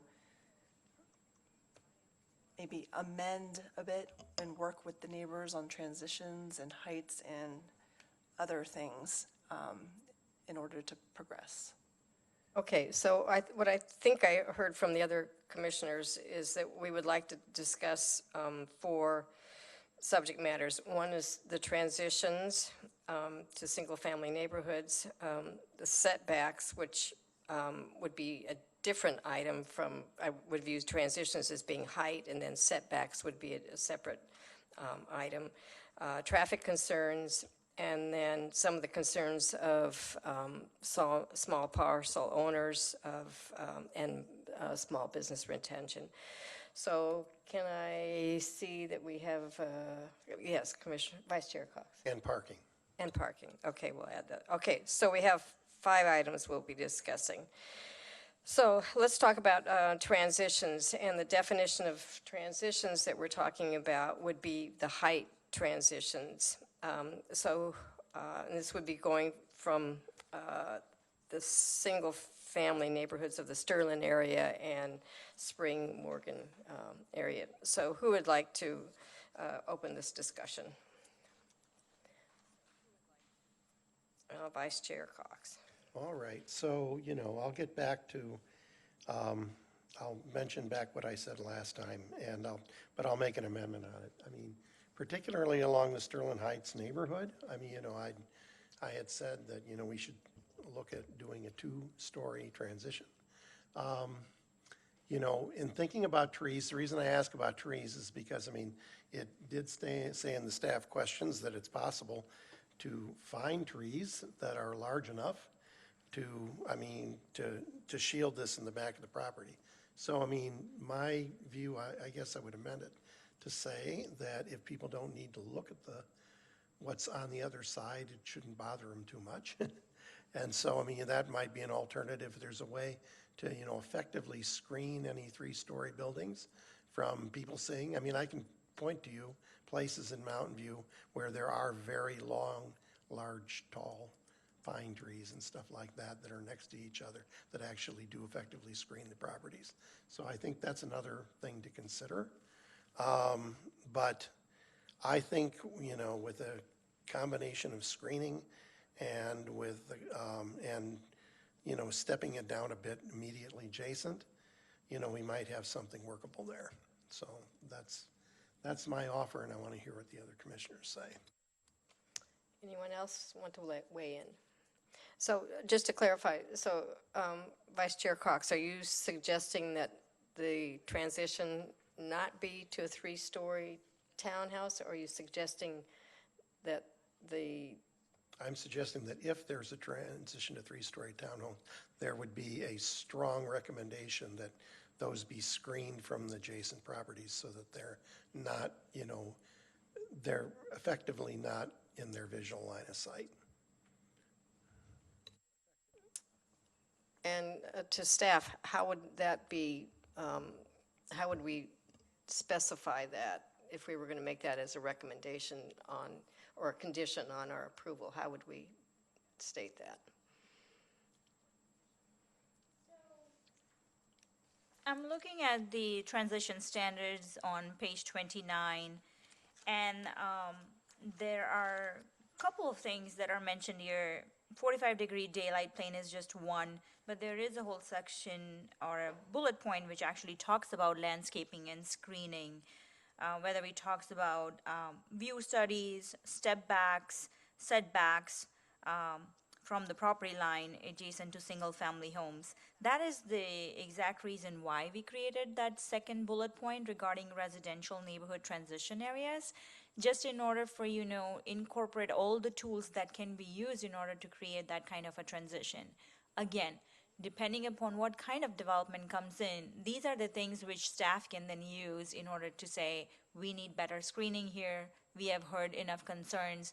And this is something that we normally review and consider for any development, even if it's a zoning compliant project.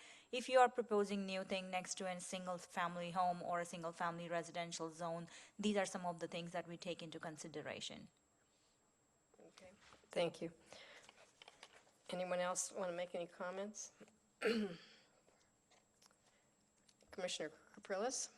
I think the idea of making sure that the height of the buildings that are used as guidelines are reduced, just overall. I mean, I'm looking at office and residential going from 3 to 5 to 7 stories, and I just think that that should be removed from the vision plan. I think we talked about 3 to 4 stories, and I would suggest that we need to, if we're going to use these as guidelines, then let's limit the height of the buildings to begin with. Diana? So are you making or suggesting making a recommendation to changing this land use vision plan, which is not just land use, but it also talks about the building heights? Yeah, I think that would make sense, yes. Because you know, there's, you know, several of the neighbors have pointed out where they live, and they are concerned about the buildings imposing into their property, and so I think we need to look at that. And someone else, you know, made a comment about, and this is an aside, excuse me, moving the retail off of Shoreline because of the impact that it might have on the traffic. So I think that's something else that we would want to maybe incorporate here, but I think the heights definitely initially would be a smart thing to do. So we can definitely discuss that, and maybe we can take an approach that we had that we have done in our last study session with EPC and City Council, where we just looked at the particular parcels where you would like to see a change in that. But before we dive into that and look into if EPC would really like to consider that, I would just like to remind that how we started with this process. When we initially came in, staff presented a couple of alternatives. which was a very low alternative, a medium intensity alternative, and a high intensity alternative. After going back and forth and getting input from EPC and then getting endorsement or modification of that recommendation from City Council, this is where we have landed. This land use plan, including the heights, if I'll just give you an example of just the mixed use with retail. That was a specific recommendation by the City Council last time around. And that's why you see the 7-story, 5-story mixed use retail along shoreline. The previous land use visions that we had presented actually had these retail areas in other areas, but then they were shifted along shoreline based on council recommendation. EPC can definitely recommend modifications to that, but I just wanted to give a little bit of history and background on that. Thank you. Well, I'm reluctant to throw the whole thing out, which is, I think, what we would be doing if we were to reduce everything down. As Diana said, we had a lot of input and a lot of community engagement, and so I'm reluctant to throw the whole thing out and start all over again. Do I have any other comments from commissioners about how or if we would want to modify some of these heights or transitions? Commissioner Yen? Just in terms of the diagrams that we show in section, I know we have the 45-degree daylight plane, which is one way to look at it. Oh, I'm sorry. 31. Thank you. I'm going to put forward potentially another way to look at it, and that is if we've got certain minimums, which in the bullet points Diana had mentioned, there's no building greater than 35 feet in height located within 90 feet of the property. I was all for having 2-story transition, but that didn't seem to be the way we went. So if we do have a 35-foot building within 90 feet, if you could just take the eye height of a person at the edge of their property line and look up and see the roof of that 35-foot height building, and then from that angle, it's a shallower angle than the 45, you'll see where the 5-story height building could be placed without it being in that site, because the roof of the 3-story will be in the way the farther away the 5-story is. So that's a shallower angle, and maybe that might help in determining some of the setbacks and where that height would fall. And that might help a lot of the residents, because literally what you see is what you're concerned with, I think. So are you saying the diagram really shows the 45-degree angle from the ground level rather than an eyesight height? Is that what you're saying? No, I'm just saying that it seems in the vision plan, they talk about a 45-degree daylight plan, which is important. That adds light and air. But there's another way to look at it that allows for even a more conservative, sort of stricter placing of tall buildings. So I'm not clear. Are you saying that the taller buildings would be set back further, or you want a different diagram that will illustrate something differently? Same information, but... Both. It would be a different diagram showing this new constraint, which is to take a person at their rear property line and look at what that 3-story or 2.5-story building might be. And then from the rooftop, that is going to limit what they can see from behind. Does that make sense? So what I hear you saying is if someone is seeing a 3-story building, are they really able to see a 5-story building behind that? Is that what you're trying to say? Where that 5-story building is, yeah. Where that setback is can be determined by that line as well. Okay. So is that something that staff could show in another diagram for City Council? We can definitely try that. Okay. And then, of course, screening, please. Yes. As best as you can. Commissioner Cranston. A couple of comments. So In our last meeting, we talked about the fact that office and industrial tends to produce a higher value to the property owners than residential does. The current depth of that area, the border between Terabella and Saraland Estates, is that yellow band and that orange band are, they're actually pretty much to scale, and that the depth of the gray between something like San Pablo and the border is a single family home lot depth. That distance between the dotted red line and that white line kind of transitioning between the yellow and the orange is also a single family home depth. And that orange area is about a single family home depth. If you change the density down to the level where it can't be anything more than 3-story, we've already heard from developers that simple townhomes are kind of off the table now with the change in the BMR ordinance. So I would argue that if you really want residential in that area, there has to be something that makes it attractive for a developer to do it.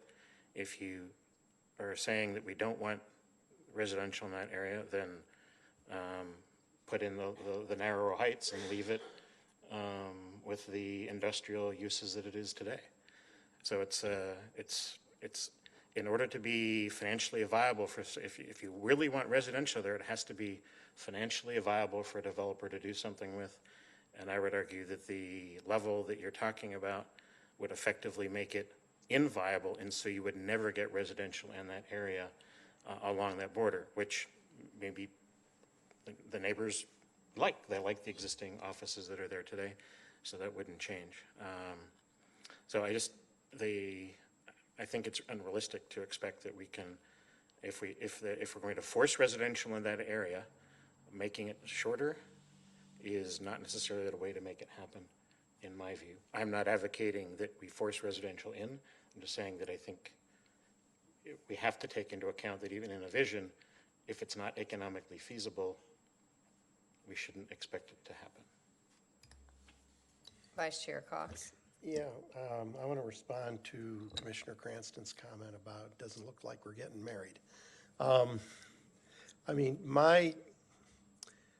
one of the things I do like about the staff proposal is that, well, there's several things. Okay, one is that it talks about the idea of a master plan for the west side and for the east side. And, I mean, I'm looking at these, what's being drawn here as, kind of like desirable outcomes. But I've seen enough of this happen to know that things don't come out exactly as you would see in a vision diagram, particularly if you've got a property owner that has a real strong desire not to participate in it, okay? And so, but I mean, it's still in principle, you might be able to come up with something similar. I mean, I'm not sure exactly how it would work. Maybe that residential, where it is up against the fence, ends up being light industrial, and you end up, maybe around Terabella trying to build the residential. And it's further back, and that's more desirable for the people who live there. And, and it ends up being condominiums because, as Commissioner Cranston pointed out, we got a 25% BMR load on the townhomes now, which makes them tough to do. So, I mean, I like the colors there, but I'm being realistic and saying that I don't think it would necessarily be the way it came out. And to put it in Commissioner Cranston's terms, before my wife and I got married, we talked about what it would be like, and we had some ideas in our minds, and I think we're pretty honest about that. Things did turn out a little bit differently. I think it does in every marriage. But I didn't get a prenup, and I'm not looking for one here.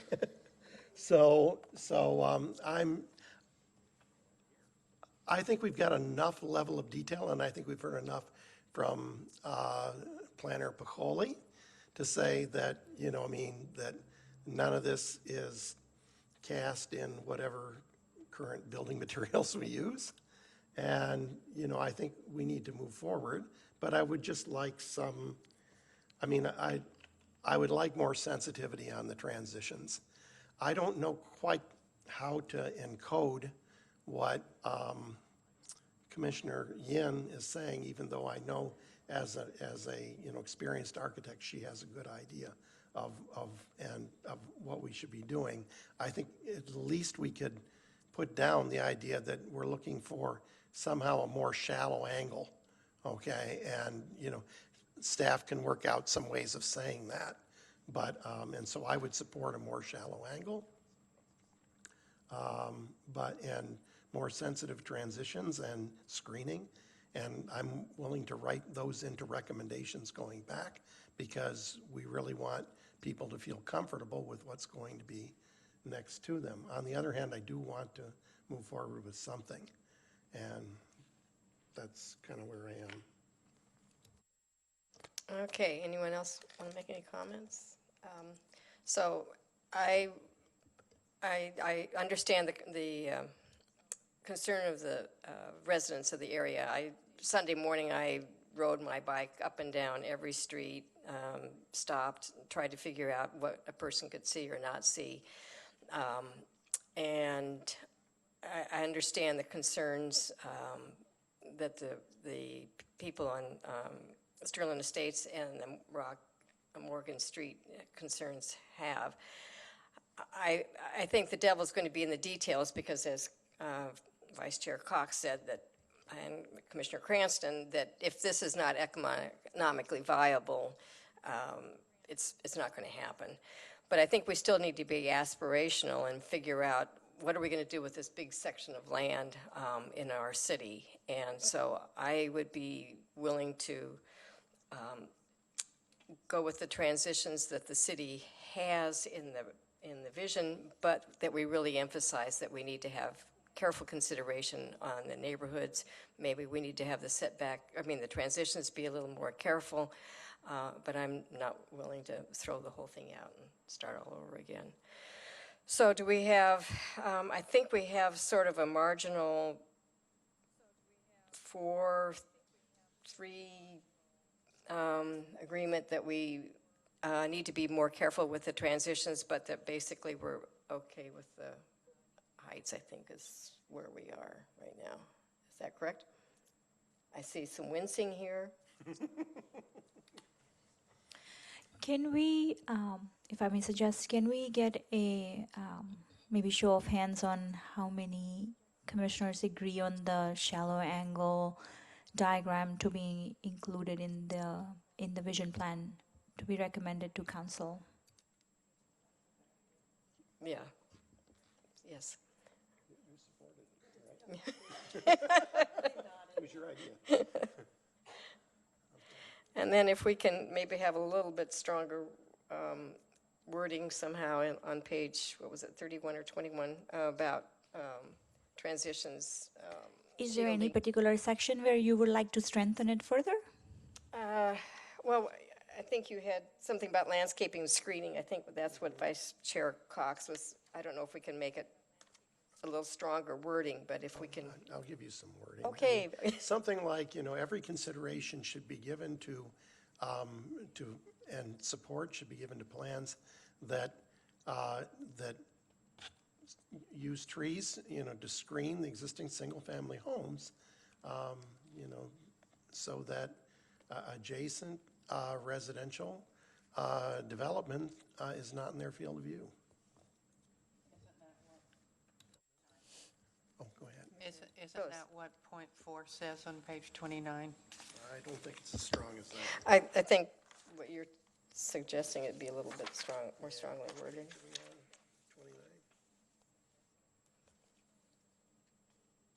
Could we say something about tree size? There's a recommendation on the tree size. Perhaps we can incorporate those tree size that you had. Yeah, because that's not in here. I mean, this is just saying, these are things you can do. And I'm looking for something stronger to say that, you know, I mean, like at least a recommendation that, you know, that what we want is we want screening in there so that, yes.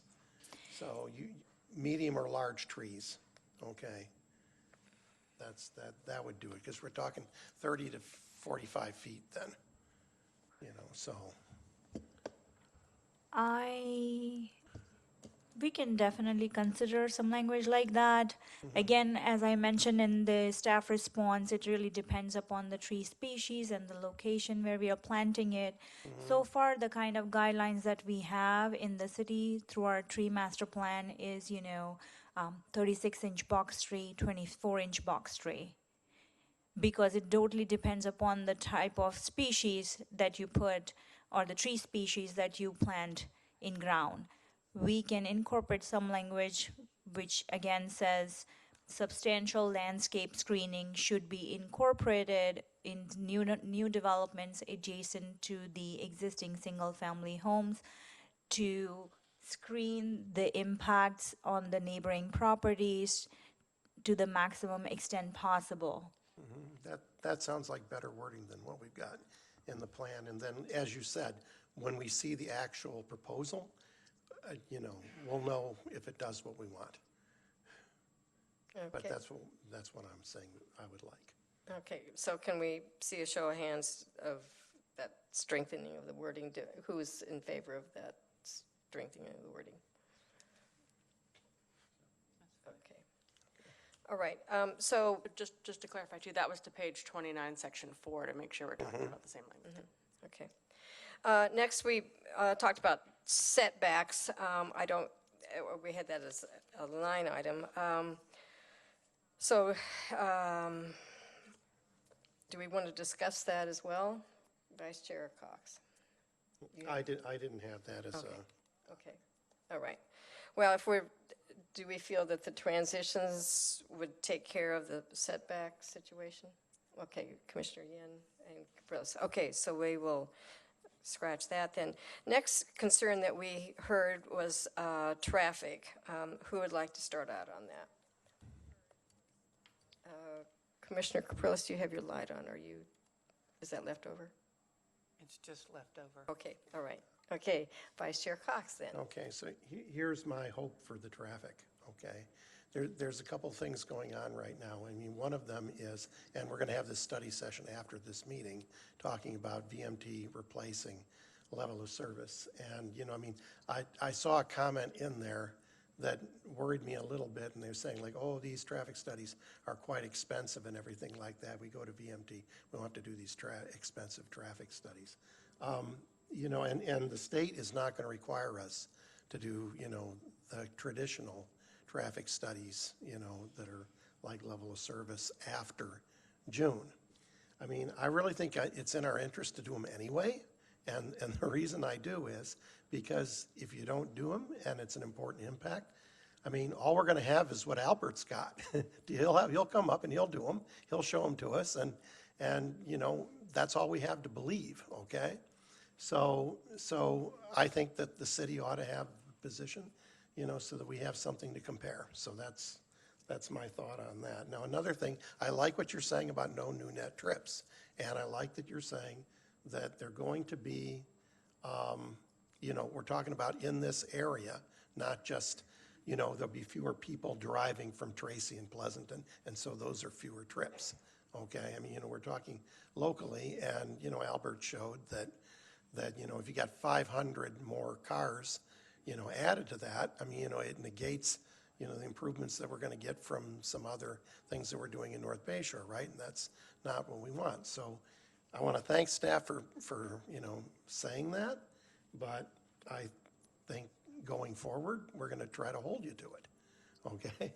So that's what I have to say about traffic. If it's really no new net trips, then that's okay. It might be possible to do it because, if we get enough people in here that are biking, on the pedestrian bridge across North Bay Shore to work and coming back, those aren't new trips, okay? But again, it's going to be in the details. But as long as we say no new net trips, I'm okay with that. And the last question that's my thoughts on traffic. Sorry, we're going to do that later. Anyone else would like to make comment on traffic? Okay, then I guess I'll say something, and then maybe someone else would like to also chime in. I agree that the idea of no new net traffic, whenever that gets determined, I think is a good measure and probably the best that we can do. Again, I agree with Vice Chair Cox. If we can get more people living in this area where they can bike. I live at the corner of Rock and Independence, and it's amazing how many people bike down our street now that we have that signalized crosswalk at Middlefield. So there are a lot of people who live in the Mauna Loma neighborhood who bike over to North Shoreline and in our neighborhood as well. So I think that if we can get more residential in this area, I think that we will see a large number of people who are working over at North Bayshore and biking or walking. So I agree with the assessment that we should have no new net traffic. Anyone else want to have any? Commissioner Capriles. I think that's certainly a goal that we need to strive to. And I think with the number of changes in the way people move around, it makes a lot of sense to have that as a goal that we, strive for. And I think the requirements for the developers to join in with the TDM program and the whole promotion of using the transportation we have in, biking and walking and that sort of thing.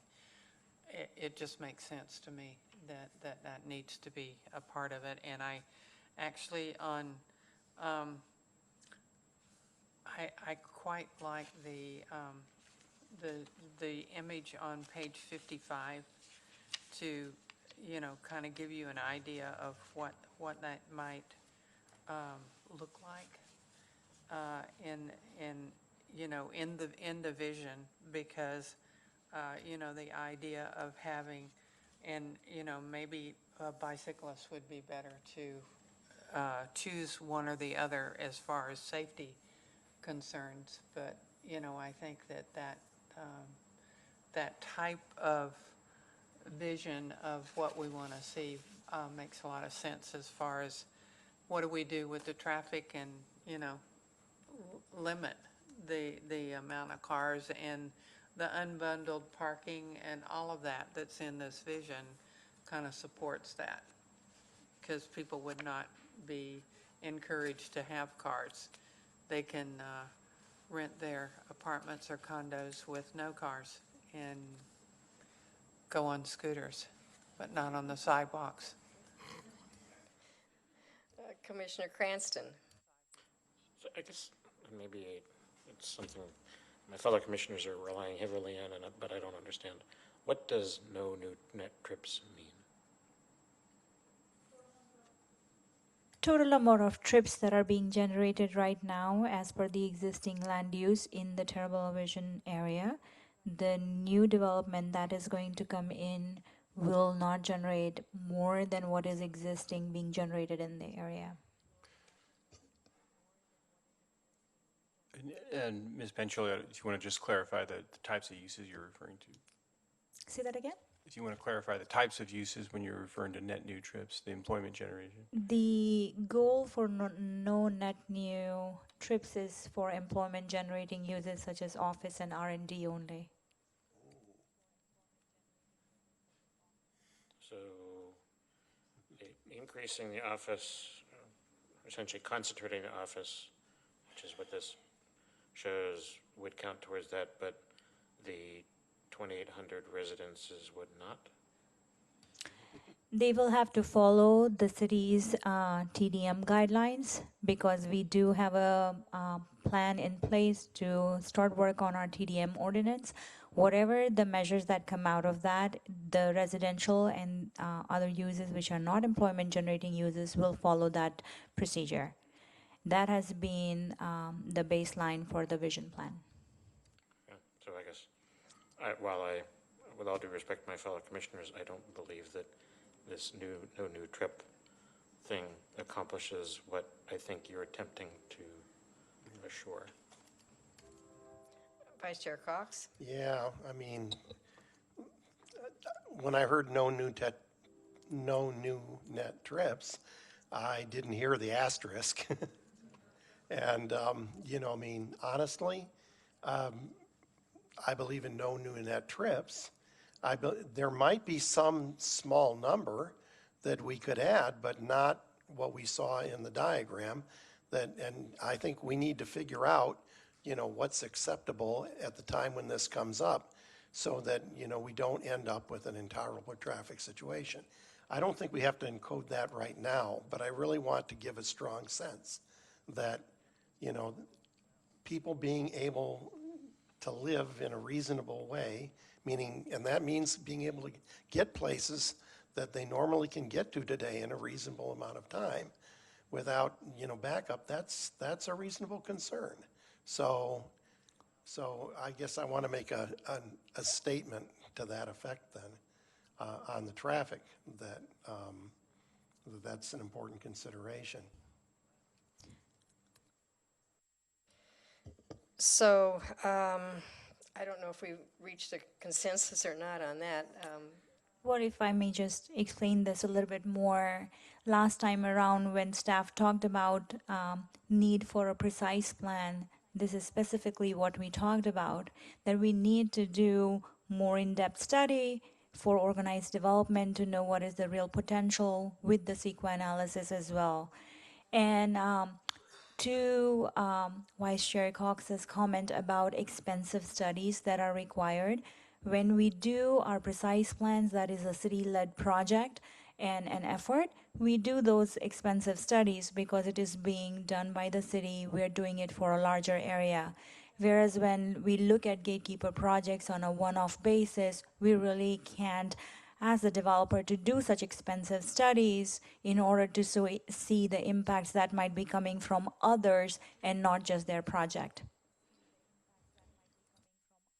And in purview of the amount of assessment that we have done without doing any technical assessment, what staff has proposed in the vision plan is the best foot forward of what we can achieve practically looking at today's standards. Even today's time when we are looking at gatekeeper projects, staff works with them to achieve 8% trip reduction goal as part of TDM. More than that, I think we're looking at 10%, but more than that, we have not seen being achieved or attained anywhere else either.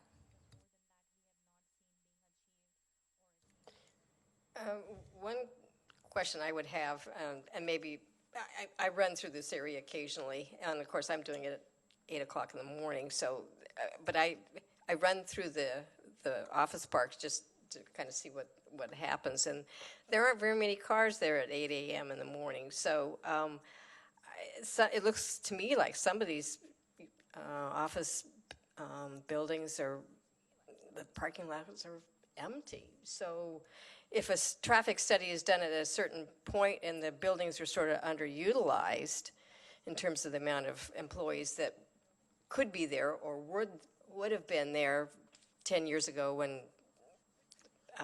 the office and the manufacturing was done. So how do, I guess that my question is, my concern is, you know, how do we measure what the existing is if the office parks are sort of underutilized in terms of?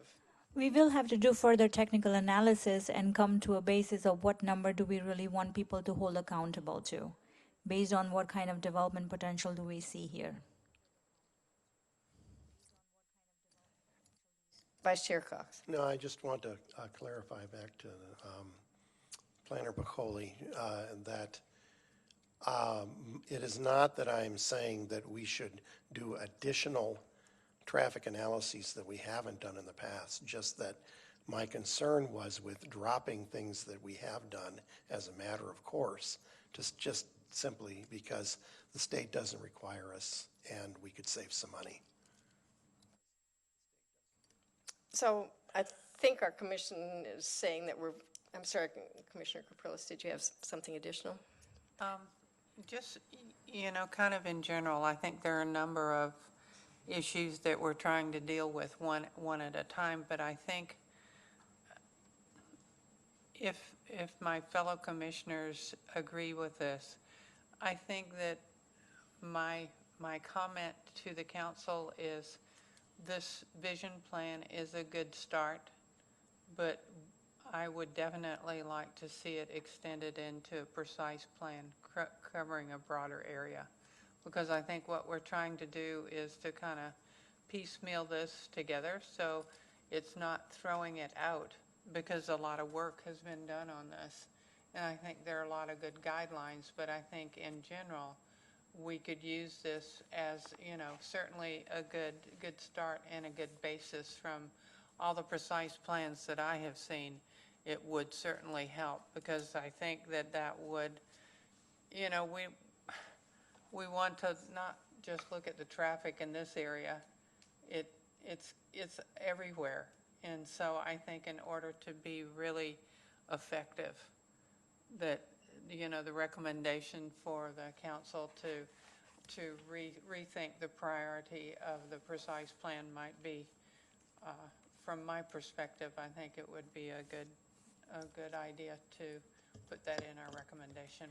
So to that point, Diana and Martin, how, if the commission makes the decision that we recommend this to be turned into a precise plan, how many years out are we talking about as far as what a city council would allow in their work plan or staff would have the capacity to do?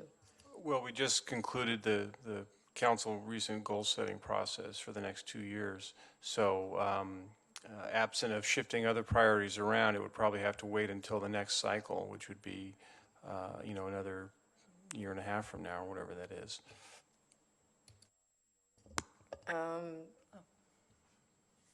Commissioner Yin, or I'm sorry, I don't know who was first, so whoever. Bill was first. Okay, Commissioner Cranston.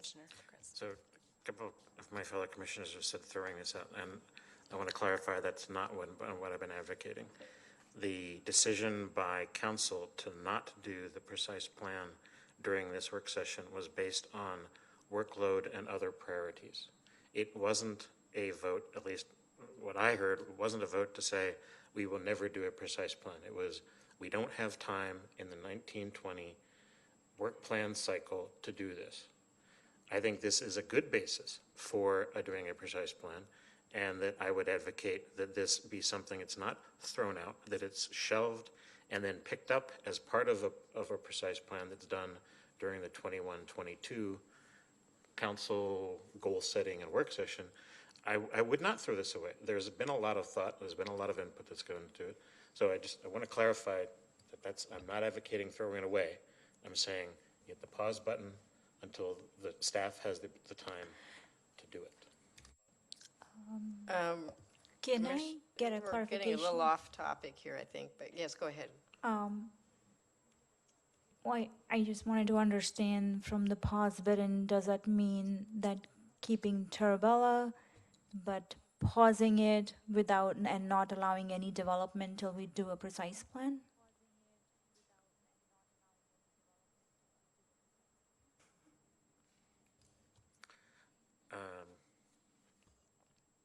Certainly, given the feedback from staff, there could be no gatekeepers even considered until next year. So I don't know that there's even bandwidth from staff to even look at a gatekeeper before the time frame that we'd be working on this.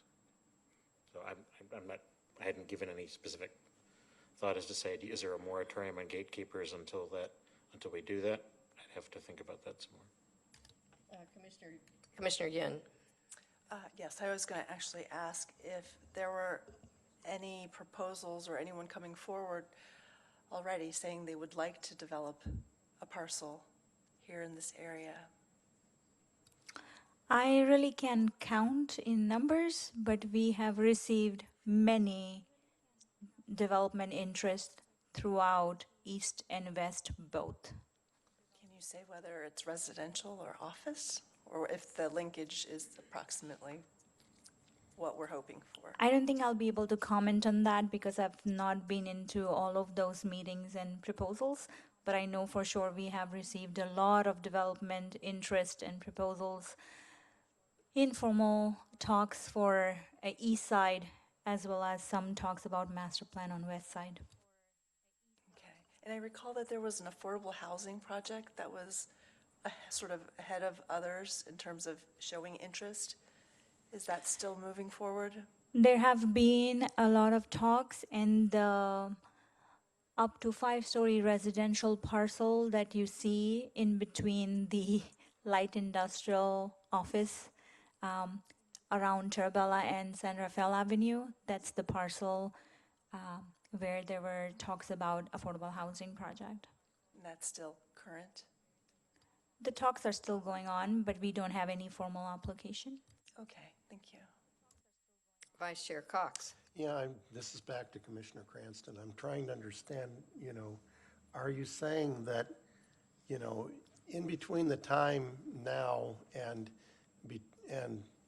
when we would work on the precise plan, that if someone came forward with a master plan, you would not want to even consider it? A master plan is as strong to me as a precise plan. It requires a sequence analysis, it requires the traffic analysis, it requires understanding the impact of what's being proposed. This does not. So if somebody came in and said, I want to do a master plan for West Terabella, I'm all in, okay?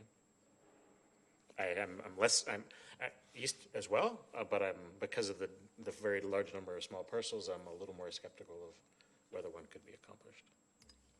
Okay, but you're okay going ahead with a master plan, but it's just that you don't like this as a suggested starting point for people when they think about it?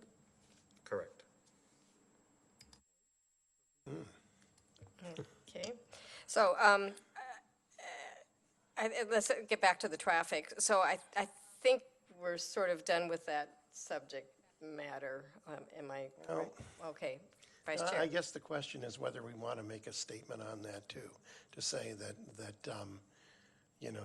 just to say back to the council that, serious concerns have been relayed by people in the neighborhood about the heavy traffic on Shoreline right now and what, intense development could happen as a result of this vision plan. And that traffic, should be studied and measured, to whatever accuracy we can so that we can make a considered and intelligent decision about whether or not the plan's acceptable. The real thing, I guess, what I'm really asking for is just a statement back when you write up the staff report, say, what are the specific concerns, that's front and center out there. That was like, you could add like the next two things together and you don't come up with what all the people who said the traffic is what they really care about. So, when the council sits down to think about this, I just want that in the back of their mind, or even the front. Diana? So I like that idea. We can definitely summarize that in our council staff report. And I would also like to note that page number 8 under key considerations in the plan area, number 1 is parks and open space, and number 2 is actually traffic and congestion, which does say that the key issue in the area has been identified as traffic congestion. All right. Okay, so are we in agreement that we want to make sure that the staff report notes that we are concerned about the traffic considerations? Okay. Okay, so let's take a straw poll on that we want to make sure that that recommendation is made to City Council. All those in favor? Okay, great, thank you. All right, then I wrote down that there was some concern about small parcel owners. I'm not sure how we would address this per se, but maybe somebody has a better idea. Does anyone have comments they would like to make?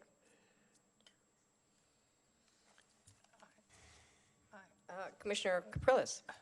I think that is, again, on page 8, under 7, small business preservation, and I think that's, we're taking that into consideration, and that would include what land they're own and, I don't think there's any place here that was mentioned that the city was going to take over their land to put in bike and pedestrians. I mean, I didn't read that in this report, so I think that we've addressed that here unless other commissioners feel like it should be stronger. I would agree with you on that, too, that the visioning, even if a master plan is put together, does not compel anyone to sell their property or diminish the value of their property. Vice Chair. Yeah, I mean, and I'm going to echo, that and expand on it a little bit. I mean, when I hear a property owner that's, owns property next to the single-family home area, and they're saying, well, I'm not sure I want to redevelop that. I mean, it even sounds like, people can just have a preference, right? It's not everything in life is about money. I mean, if people are comfortable with what they've got, they may want to stay with that. And so, but the issue is that, and that's why, honestly, I think the vision plan is the better tool in this case, because it's an idea, but it doesn't compel anything. I mean, when we put together that precise plan that I live in, the Evelyn Avenue Corridor precise plan, I mean, it was much stricter. It was like, these are grandfathered uses, and so what it means is that, you can't sell the property to somebody else and have them do the same use on it. I mean, they have to go with what's in the precise plan at that point. And, and that is what happened at Minton's. And so, I mean, I think that the vision plan gives property owners greater flexibility because nothing happens without their consent. So that's why I'm leaning that way. Okay, any other commissioners want to weigh in on that?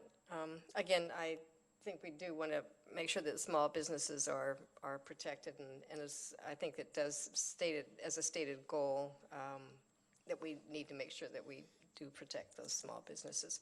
Okay, parking was the last thing that we decided that we wanted to discuss. And let's look at the goals while we have that page open.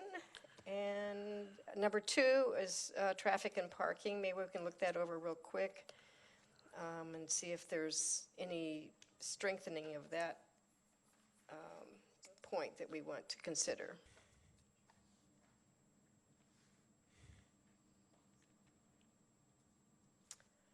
Vice Chair Cox. Yeah, so I had a question back to Planner Piccoli. So would it be possible to have, let's say somebody did this East Side master plan, okay? And let's say a developer wanted to propose, funding residential parking permits for Sterling Estates. Is that something he could do? Or, You mean as a community benefit? yeah, would that even be allowed? They can propose that. The way our residential parking permit program has been implemented and codified, there are some basic considerations that minimum these many number of neighbors should come in and sign for it, and then we look into that. If there is a mutual agreement between the neighbors and the developer, something like this can be a possibility. So yeah. Okay. I mean, I'm saying that, that the neighbors would have to assent to it by either the existing process or the council is talking about revisions to it, whatever rules we would have in place. And the only concern from the residents would be the funding of it. Okay, if a developer would propose, he wants to fund this, I mean, that there isn't any legal impediment to the council considering that. That's right? You're absolutely right. Either it will have to be, neighbors agreeing and working with the developers to sign the existing residential parking permit application on their own behalf, but getting funding from some other sources as part of community benefit. But the straightforward way of doing this, or another way of doing this, could also be recommending to council modifications to the existing procedures. Okay. I don't know. I mean, that's just a thought that I think might have some merit. I'll leave it to other commissioners as to whether we want to say something directly about that or what. Anyone else want to make a comment? Commissioner Yin. I think residential parking zones help a lot. It sort of fills in a gap because you're relying on the developer's TDM or the city TDM program, but I know that you want to ensure that you'll still be able to park in your neighborhood if possible. So as Vice Commissioner Cox mentioned, that's something you can bring up when master plans come up. I find it just a little bit difficult to add detail or make recommendations because this is such a broad vision. Really, you have to get to the next step to start talking more details. I know it's frustrating for some of the neighbors. They want to see the details now, but in a way, as Vice Commissioner Cox had mentioned, you kind of don't want to see the details right now until you have more people at the table. And if they're moving forward with the master planning, that's a chance for you to get involved again, I think, and really make your statement then. And it sounds like the city is working towards a citywide transportation demand management program. And so I think we just need to find out more about the details of those larger scope programs before we can implement details into this one. That's just where my head is right now. Okay, I agree. I think that's a good community benefit that could be possibly incorporated in future master plan considerations. Looking over these key considerations on page 8 again, let's look at it one more time and see if there's anything else that we want to address, or are we far enough along, Diana? Before we jump into the next one, can I get a show of hand how many commissioners agree on adding residential parking permits as a specific recommendation under community benefits? Yes. Okay. Okay. So, so to give it one last pass, or is there anything else on page 8 of the key considerations of the plan area that we would like to discuss or modify? One question I didn't ask staff earlier is the daydream about the bike ped tunnel under 85.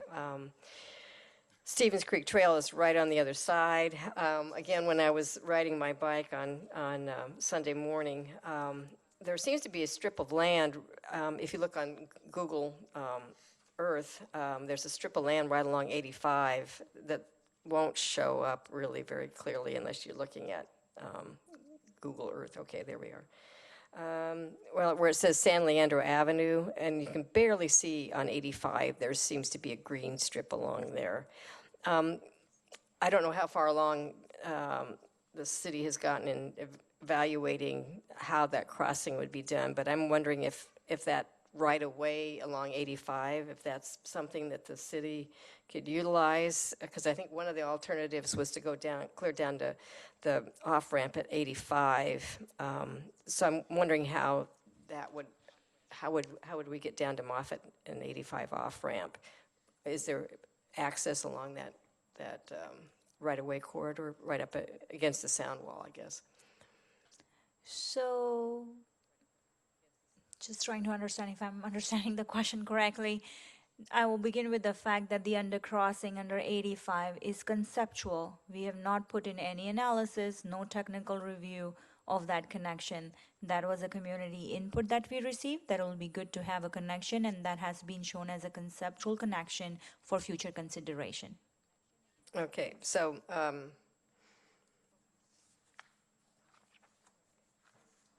so I don't know if the other commissioners would be interested in having a recommendation to City Council that we be I don't know what you want to say, proactive on trying to utilize Stevens Creek Trail. Because again, if we want to get people out of their cars and get them up to North Bay Shore, a crossing over to Stevens Creek Trail, and we'll also have the project right there that's going to be providing the bridge across at the hotel parking structure. So I would be curious to see if any of the other commissioners would be interested in a little stronger encouragement on biking. Vice Chair Cox. Yeah, I think that's a good idea. I like that idea a lot. I mean, many people I know use the Stevens Creek Trail. I mean, I've been told, yeah, it's a park, but they also use it for transportation, going up to North Bay Shore and anything we can do to extend that and reduce trips and make things more enjoyable for people, I think is great. I mean, we'd have to work things out because, it sounds like we've got a property owner there that's maybe a little bit, has some concerns, but I think we can say that conceptually we like this idea and we'd like it explored more. So if I may note, on page number 8 under key consideration, we do have number 3, which is walking and bicycling conditions as a key consideration. When we look at the guiding principles on page number 14, we do have a guiding principle which says improve pedestrian and bicycle connectivity. And then as we move forward to chapter number 4, page number 38, where we have given a table which shows possible community benefit district improvement project list. Number 2, row number 2 is district transportation improvement, which says off-site pedestrian, bicycle, and other roadway improvements. So what I'm trying to say is that the plan is trying to capturing this input in various ways as a concern, as a possible demand from the community, as a possible project idea that you can provide your community benefit when you come in for any kind of development which does not agree or is not consistent with zoning and land use. That having this language over here gives enough flexibility for a developer to choose whether they want to give affordable housing, we want to consider additional off-site improvements, bicycle improvements, where would they like to provide the community benefit. These are the preferred alternatives that we can use, and then staff uses that as to see if there is enough funding available, which then can be combined with the CIP to do further feasibility study, design study, and then implementation of such improvements. So I think what I hear staff recommending is that there's sufficient wording. Okay, so I guess the commissioners need to say whether we want to add that additional word or follow staff's recommendation. So who would like to follow staff's recommendation that we not add any more wording on bicycle other than maybe in the staff report? Commissioner Capriles? I don't think we're ready to go to that level of detail at Nope. the moment. Okay. Because if you specifically want to emphasize Stevens Creek Trail, I don't think that, we're at that point to kind of get into that detail. I think when we have some proposals and keep that in mind for community benefit, we definitely can, propose that's that would be an excellent way. So I'm going with what the staff is proposing at this particular stage. Okay, anyone else want to weigh in? Yeah, I'll Commissioner. say, I think it's a great idea to have that crossing. It just comes down to the funding and whether or not community development fees would even pay for it. So I'm very glad that it's listed in there. And I think, as Commissioner Capriles said, when we get to the point and we can do the feasibility studies, we'll really know if that's something that we can get done. I would love it, though. Okay, thank you. So I guess we'll have a show of hands of who how do you want to say this? So that will follow staff recommendations that there's sufficient emphasis on bike connections. So who's in favor of sticking with the staff recommendation? Okay, it's 3-2. Okay. Any other comments? I think that we've pretty much covered the key considerations and the concerns that we heard from some of the people speaking tonight. Is there anything else that staff would like us to consider? So I guess we have to come down to, do we have an actual resolution, or do we, I don't see a resolution.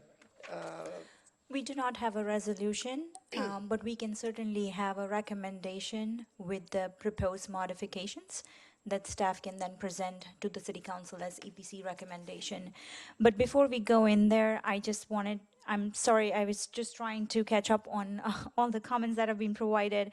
Just wanted to bring to your attention that under parking and TDM development strategies on page number 41, where we have talked about off-street parking, shared parking, unbundled parking, we do have a section which talks about residential parking permits has been identified as a development strategy. Okay, but it doesn't say anything about the possibility of having them as a community benefit, you know, for in a neighborhood adjacent to, but not in the vision area. Staff is certainly going to add that as a EPC recommendation. Okay. I just wanted to give, just for the background, that we have considered that because we received community input on that already. I appreciate your consideration of that. Thanks for doing that. Okay, so can I have a commissioner or someone make a what are we calling it?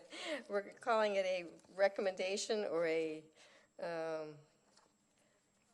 of what we would like to propose tonight.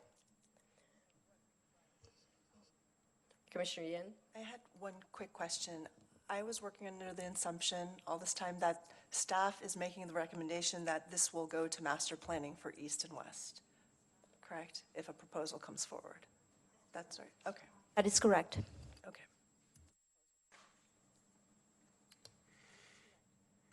Vice Chair Cox. So it sounds like Planner Piccoli is trying to, right now, summarize our input right on the slide.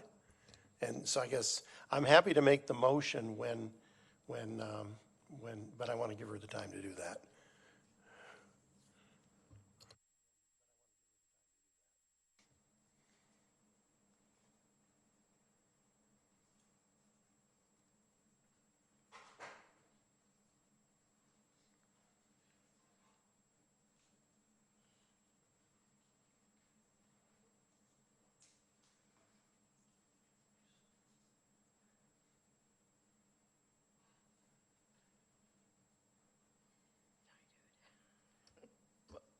And if I may, just to expedite, I mean, I could also go back and kind of summarize the prior straw motions that were favorable to include while those get typed up, if that works. So from what I had recorded was she has the one added on there already. So including an additional diagram on page 31, it's actually figure, I think, 3-5, regarding neighborhood transitions, strengthening language to section 4 on page 29 regarding use of trees to screen existing single-family homes adjacent to new development. With respect to, well, traffic, that was just for the council report regarding serious concerns. Parking, including the residential parking permit program, would be a community benefit for consideration. And I think that's it. Did I miss anything?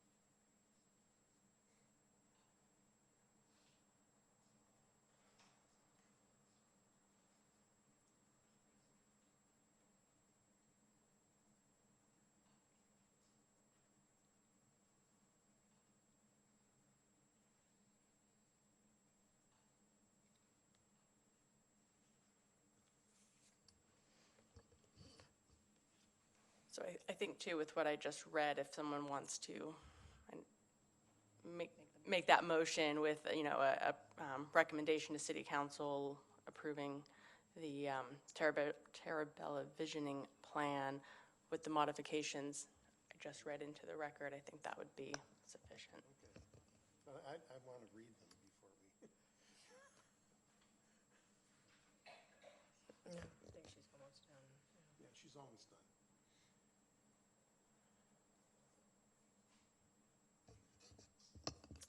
Okay, Vice Chair Cox, would you like to read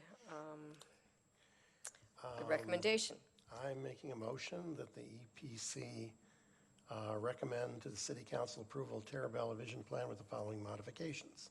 Number one, add additional shallow angle diagram for better neighborhood transitions along existing single-family home uses. Two, landscape screening should be used to provide maximum screening between development and single-family residential uses. Summarize EPC emphasis on traffic concerns in the area, and add residential parking permit as a possible community benefit.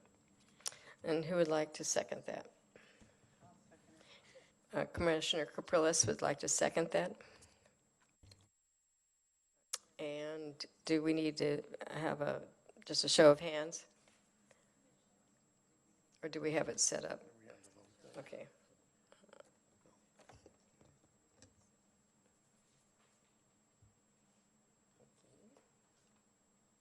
All right, mine's not coming up.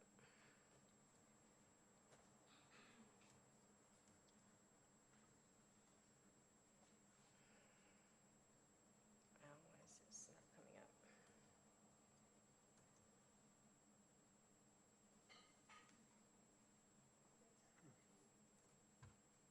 For me, here, I did that. just don't touch it too many times. Give it a chance. Okay, don't be so impatient, okay.